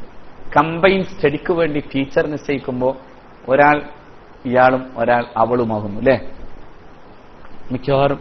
അപ്പോ ഇങ്ങനെ പോയാൽ നാണം നഷ്ടപ്പെടുന്ന ഒരവസ്ഥയിലേക്ക് ആരോ കൃത്യമായി പ്ലാൻ ചെയ്ത് നശിപ്പിക്കും. നിങ്ങളുടെ ജീവിതത്തിന്റെ നിർബന്ധിതമായ ചില സാഹചര്യങ്ങളിൽ പഠിക്കേണ്ടി വരുന്നിടത്തൊക്കെ ഈ കാര്യങ്ങളെ അങ്ങനെ സാമൂഹികമായ യാഥാർത്ഥ്യം എന്ന നില അംഗീകരിച്ചും അതിനെ അങ്ങനെ മനസ്സിലാക്കി പോകുമ്പോൾ തിന്മ എന്ന ബോധ്യം നമുക്കുണ്ടാവണം. തിന്മയുണ്ട് തീർച്ചയായും. ഈ പുതിയ ആധുനികമായി നാം കാണുന്ന വിദ്യാഭ്യാസ സാഹചര്യങ്ങൾ മുഴുവനും തിന്മയാൽ ഊട്ടപ്പെട്ടത് തന്നെയാണ്, ഒരു സംശയവും വേണ്ട. പക്ഷേ പഠിക്കാൻ അള്ളാഹുവും അവന്റെ റസൂലും നമ്മോട് കൽപ്പിച്ച പ്രകാരം പഠനത്തിന്റെ ഭാഗമായി നിങ്ങൾ ചൈനയിലേക്ക് പോകൂ എന്ന് പറഞ്ഞല്ലോ റസൂൽ. ചൈന സാമൂഹികമായി നന്നായിട്ട് പോകണമെന്നല്ല പറഞ്ഞത്. സാമൂഹികമായി നന്നായില്ലെങ്കിലും അവിടെ പോകേണ്ടി വരും. പക്ഷേ അവിടെയും നിന്നും കിട്ടുന്നത് നിന്റെ ഊർജം, നിന്റെ വലിപ്പം കൂട്ടാൻ ഉപയോഗിക്കണം. അപ്പോ നീ തീരുമാനിക്കേണ്ടത് ജീർണതകൾക്ക് നടുവിലും നീയായി നിൽക്കുക എന്നതായിരിക്കണം. മനസ്സിലായോ? You should have A burning mind. You should have A burning mind. നന്നായി കത്തുന്നൊരു മനസ്സ് നിങ്ങൾക്ക് അള്ളാഹു തരട്ടെ, അതുണ്ടാവട്ടെ. അത് അള്ളാഹു റബ്ബുൽ ഇസ്സത്ത് തൗഫീഖ് ചെയ്യട്ടെ. മക്കളെ, ക്യാമ്പസ് അധാർമികതയുടേതാണ്, ഒരു സംശയം വേണ്ട. പക്ഷേ നാണം നമുക്ക് തന്ന അള്ളാഹുവിന്റെ ഔദാര്യമാണ്, ഔചിത്യം. അത് നിലനിർത്താൻ പ്രത്യേകിച്ചും സഹോദരിമാർ നിരന്തരം ആ ഔചിത്യത്തെക്കുറിച്ച് പേടിക്കണം. നാണമില്ലെങ്കിൽ എന്തും ചെയ്യും. എന്റെ ഉമ്മത്തിന്റെ ഏറ്റവും വലിയ പ്രത്യേകത നാണമെന്ന് മുഹമ്മദ് നബി. അല്ലോ, എന്റെ ഉമ്മത്തിന്റെ സംസ്കാരം അത് നാണമാകുന്നു. അസ്റഫുൽ ഖൽഖ് സ്വല്ലല്ലാഹു അലൈഹി വസല്ലം ഇന്ന ലികുല്ലി ദീനിൻ ഖുലുഖൻ വഖുലുഖുൽ ഇസ്ലാമി അൽ ഹയാഉ. എല്ലാ മതത്തിനും എല്ലാ സമൂഹത്തിന്റെയും സംസ്കാരത്തിന് അവരുടേതായ ചില സംസ്കാര രീതികളുണ്ട്. പക്ഷെ ഈ ഇസ്ലാമിന്റെ സംസ്കാരം അൽ ഹയാഉ എന്താണ്? ഔചിത്യമാണ്. ഔചിത്യം, നാണം. ഔചിത്യല്ല. എന്ത് വൃത്തികെട്ടവനാണ് ഔചിത്യമില്ലാത്തവൻ? എന്തും ചെയ്യുന്നവനാണല്ലോ. നിങ്ങൾ ആലോചിച്ച് നോക്കിയേ, എന്താണ് ഇവന്റെ വൃത്തി? എനിക്ക് മനസ്സിലായില്ല. സുബ്ഹാനല്ലാഹ്. നോക്കൂ, നിങ്ങൾ അമേരിക്കയിലെ ടോയ്ലറ്റുകളിൽ പോയാൽ നിങ്ങൾക്ക് എന്ത് ചെയ്യാനാവൂല? കേരളീയനാണെങ്കിൽ മര്യാദക്ക് ഇവിടെ നിന്ന് പഠിച്ചവനാണെങ്കിൽ ഒരിക്കലും അവിടെ നിന്ന് നിങ്ങൾക്ക് നിങ്ങളുടെ കാര്യം നടത്താനാവില്ല. എന്താ വെച്ചാൽ അവിടെ വെള്ളം കിട്ടൂല. അപ്പൊ പിന്നെ എന്തുണ്ടാവുക? കുറെ ടിഷ്യൂ പേപ്പർ ഇരിക്കുന്നുണ്ടാവും.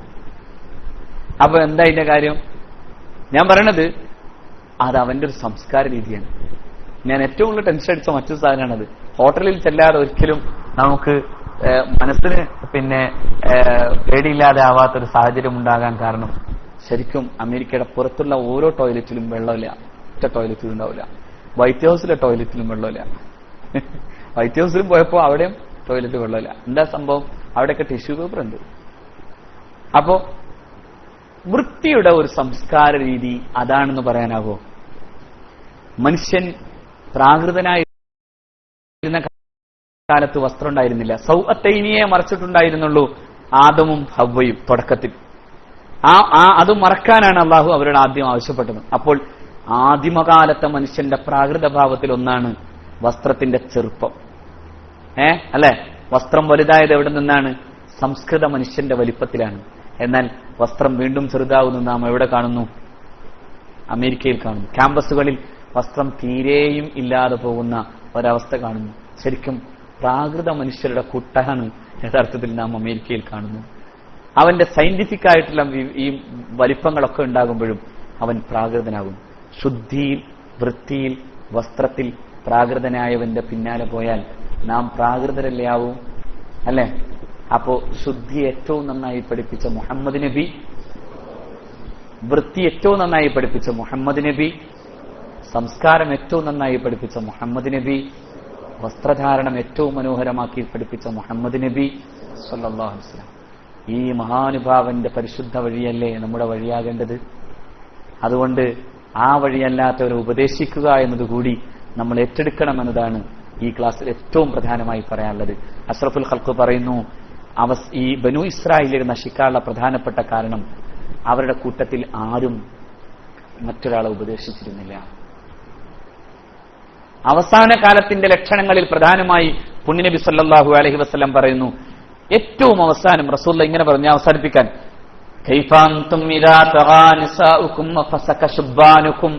നബിയുടെ ചോദ്യം, നിങ്ങളുടെ പെണ്ണുങ്ങൾ വഴികെട്ടുപോവുകയും നിങ്ങളുടെ ചെറുപ്പക്കാർ മോശമാവുകയും ചെയ്താൽ എന്ത് തോന്നുന്നു എന്നാണ് റസൂലുള്ളാഹിയുടെ ചോദ്യം. സ്വഹാബത്ത് ചോദിക്കുന്നു, ആ കായിനുൻ, അങ്ങനെ സംഭവിക്കോ? റസൂലുള്ളാഹി പറയുന്നു, ഒക്കെ ഉണ്ടാവും. നബി പറയുന്നു, തിന്മ കൽപ്പിക്കുകയും നന്മ വിരോധിക്കുകയും ചെയ്യുന്ന കാലം വരും. സുബ്ഹാനല്ലാഹ്. തിന്മ നമ്മൾ എന്ത് ചെയ്യും? കൽപ്പിക്കും. നന്മ വിരോധിക്കുകയും ചെയ്യുന്ന കാലം. ഒടുക്കം പുണ്യനബി സല്ലല്ലാഹു അലൈഹി വസല്ലം പറയുന്നു, ഒടുക്കം അവസാനം നന്മ കൽപ്പിച്ചവന് ഭ്രാന്ത് പിടിച്ചു പോകുന്ന കാലം വരുമെന്ന് മുഹമ്മദ് നബി.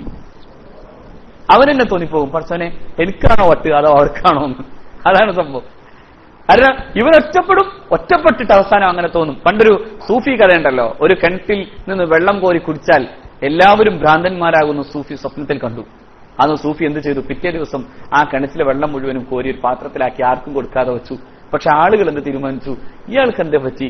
ഞങ്ങളൊക്കെ വെള്ളം കുടിക്കുന്ന വെള്ളം മുഴുവനും ഇയാൾ എന്തേ കോരിക്കുട്ടി വെച്ചു? അയാൾ ഇടയ്ക്ക് പോയി ആ വെള്ളം ബലമായി പിടിച്ചു.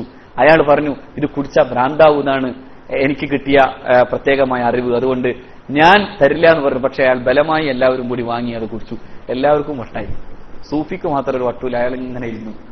പക്ഷെ കുറെ കഴിഞ്ഞപ്പോ ആളുകൾ പരസ്പരം ചോദിക്കാൻ തുടങ്ങി, നമ്മളൊക്കെ ഇങ്ങനെ നടക്കുമ്പോ മൂപ്പരെന്താ എങ്ങനെയാവാത്തത്? അപ്പൊ അറക്കാവട്ട് അവസാനം സൂഫിക്കും തോന്നി സംഗതി ശരിയാണ്, ഇപ്പൊ ഞാൻ മാത്രം മാറിക്കണുള്ളൂ, വേറെ എല്ലാവരും എന്താണ്, അതുകൊണ്ട് ഞാനും ആ വെള്ളം കുടിച്ചേക്കാന്ന് ചോദിച്ചു. അവസാനം സൂഫി എന്തായി? ആ വെള്ളം കുടിച്ചു എന്ന് പറഞ്ഞ പോലെയാണ് ഇന്നത്തെ അവസ്ഥ. അങ്ങനെയാണ്. സുബ്ഹാനല്ലാഹ്. എല്ലാവരും പോണടത്തേക്ക് പോകേണ്ടി വന്നിട്ടില്ലെങ്കിൽ അവൻ വട്ടനാണ്, അവൻ പ്രാകൃതനാണ്. നോക്കൂ നിങ്ങൾ, എന്റെ താരതമ്യത്തിൽ എനിക്ക് നോക്കാൻ കഴിയുന്നത് അഷ്റഫുൽ ഖൽക്കിന്റെ സംസ്കാരത്തെ, അതിന്റെ വലിപ്പത്തെയാണ്. മറുഭാഗത്ത് കാണുന്നത് വസ്ത്രം മുരിഞ്ഞവന്റെ, വൃത്തികേടുകൾ കാണിക്കുന്നവന്റെ, നിരന്തരം മദ്യം കഴിച്ചുകൊണ്ട് പ്രാകൃതമായ ഭാവത്തിൽ പോകുന്നവന്റെ. അവനാണ് നമ്മോട് പറയുന്നത്, നീ ആരാകണം, നീ ഒരു സംസ്കാര സ്വഭാവമുള്ളവനാണോ? ആരോടെ പറഞ്ഞത്? മുസ്ലിമിനോട്. ഏറ്റവും നല്ല സംസ്കാരത്തെ നോക്കിയാ പറഞ്ഞത്, നീ സംസ്കാരം ഉണ്ടാക്കണം, നീ നീ നീ ഇതേപോലെ പ്രാകൃതനാവരുത്. ഏത് പ്രാകൃതൻ? 16-ാം നൂറ്റാണ്ടിൽ ഒരു സമൂഹത്തെ, 14 നൂറ്റാണ്ടുകൾക്ക് മുമ്പ് ഒരു ജനതയെ മാറ്റിയ മുഹമ്മദ് നബിയുടെ സ്വല്ലല്ലാഹു അലൈഹി വസല്ലം സംസ്കാരം പുൽകിയവൻ. അതുകൊണ്ട് ധൈര്യമായി പറയൂ, ഇന്നനി അന മുസ്ലിം. ഞാൻ ആരാണ്? ഞാൻ മുസ്ലിമാണ്. അല്ലാഹു തൗഫീഖ് ചെയ്യട്ടെ. വആഖിറു ദഅവാനാ അൽഹംദുലില്ലാഹി റബ്ബിൽ ആലമീൻ. അർഹമുർ റഹീമീനായ റബ്ബേ, ഈ പരിശുദ്ധ സദസ്സിലിരുന്നതിന്റെ പേരിൽ നീ ഞങ്ങളെ സ്വർഗത്തിലിരുത്തണേ അല്ലാ. നിന്റെ ഹബീബോടൊപ്പം സ്വർഗത്തിൽ കൂട്ടണേ പടച്ചവനെ. അല്ലാഹുവേ, ഞങ്ങളുടെ പാപങ്ങളെ പൊറുക്കണേ അല്ലാ. ഞങ്ങളുടെ തിന്മകൾക്ക് നീ മാപ്പു തരണേ അല്ലാ. റഹ്മാനും റഹീമുമായ റബ്ബേ, ഞങ്ങളുടെ ജീവിതത്തിൽ നീ സന്തോഷം നിറച്ചു തരണേ അല്ലാ. നിന്നെ ആരാധിക്കുക എന്നതിന്റെ ആസ്വാദ്യതയെ ഞങ്ങൾക്ക് നീ അനുഭവിപ്പിക്കണേ റബ്ബേ. അല്ലാഹുവേ, നമസ്കാരം ഒരു മധുരമാക്കണേ അല്ലാ. ഈമാൻ ഒരു മധുരമാക്കി തരണേ റഹ്മാനെ. ആസ്വാദ്യകരമാക്കണേ അല്ലാ. നാഥ, ഞങ്ങളുടെ ജീവിതത്തിൽ നിന്റെ ദീൻ മുറുകെ പിടിച്ച് ജീവിക്കാനുള്ള അവസരവും സൗഭാഗ്യവും തരണേ അല്ലാ. റബ്ബേ, ഞങ്ങളുടെ ക്യാമ്പസുകളിൽ കാണുന്ന എല്ലാ വൃത്തികേടുകൾക്കും എതിരായൊരു മനസ്സ് തരണേ റഹ്മാനെ. ഞങ്ങളുടെ ഹൃദയങ്ങളിൽ നീ ഈമാനിനെ ജ്വലിപ്പിക്കണേ അല്ലാ. നിന്റെ നന്മയെ പ്രകാശിപ്പിക്കാനാകും വിധം ഞങ്ങളുടെ മനസ്സുകളെ നീ പ്രകാശിപ്പിക്കണേ റബ്ബേ. ഞങ്ങളുടെ വ്യക്തിത്വങ്ങളെ നീ ശോഭമാനമാക്കണേ അല്ലാ. ഞങ്ങളുടെ ഹൃദയങ്ങളിൽ നീ വിശുദ്ധി നിറച്ചു തരണേ തമ്പുരാനെ. നിന്റെ പരിശുദ്ധ ഗ്രന്ഥത്തിന്റെ വിശുദ്ധി നൽകണേ റബ്ബേ. അതിന്റെ പ്രകാശം തരണേ റഹ്മാനെ. ഞങ്ങളുടെ മക്കളെ നീ നന്നാക്കണേ അല്ലാ. ഞങ്ങളുടെ ഈ ചെറുപ്പക്കാരും ഈ പെങ്ങന്മാരും നീ നിന്റെ ദീനിന് ഉപകാരപ്രദമാക്കണേ അല്ലാ. അല്ലാഹുവേ, ഈ ക്ലാസ്സിൽ നിന്ന് നീ നന്മയെ ഉൾക്കൊള്ളാനും അതിനെ പ്രാവർത്തികമാക്കാനും നീ തൗഫീഖ് കൊടുക്കണേ റബ്ബേ. റഹ്മാനുർ റഹീമീനെ, ഞങ്ങളെ നിന്റെ മുത്തഖീങ്ങളിൽ ജീവിപ്പിക്കണേ അല്ലാ. നാഥാ, നിന്റെ പരിശുദ്ധ ദീനിന്റെ മാർഗത്തിൽ നീ ഞങ്ങളെ ജീവിപ്പിക്കണേ റഹ്മാനെ. റബ്ബേ, ഞങ്ങളുടെ മാതാപിതാക്കൾക്ക് വന്നിട്ടുള്ള അസുഖങ്ങളെ നീ മാറ്റണേ അല്ലാ. അവർക്ക് നീ ശിഫാ കൊടുക്കണേ റഹ്മാനെ.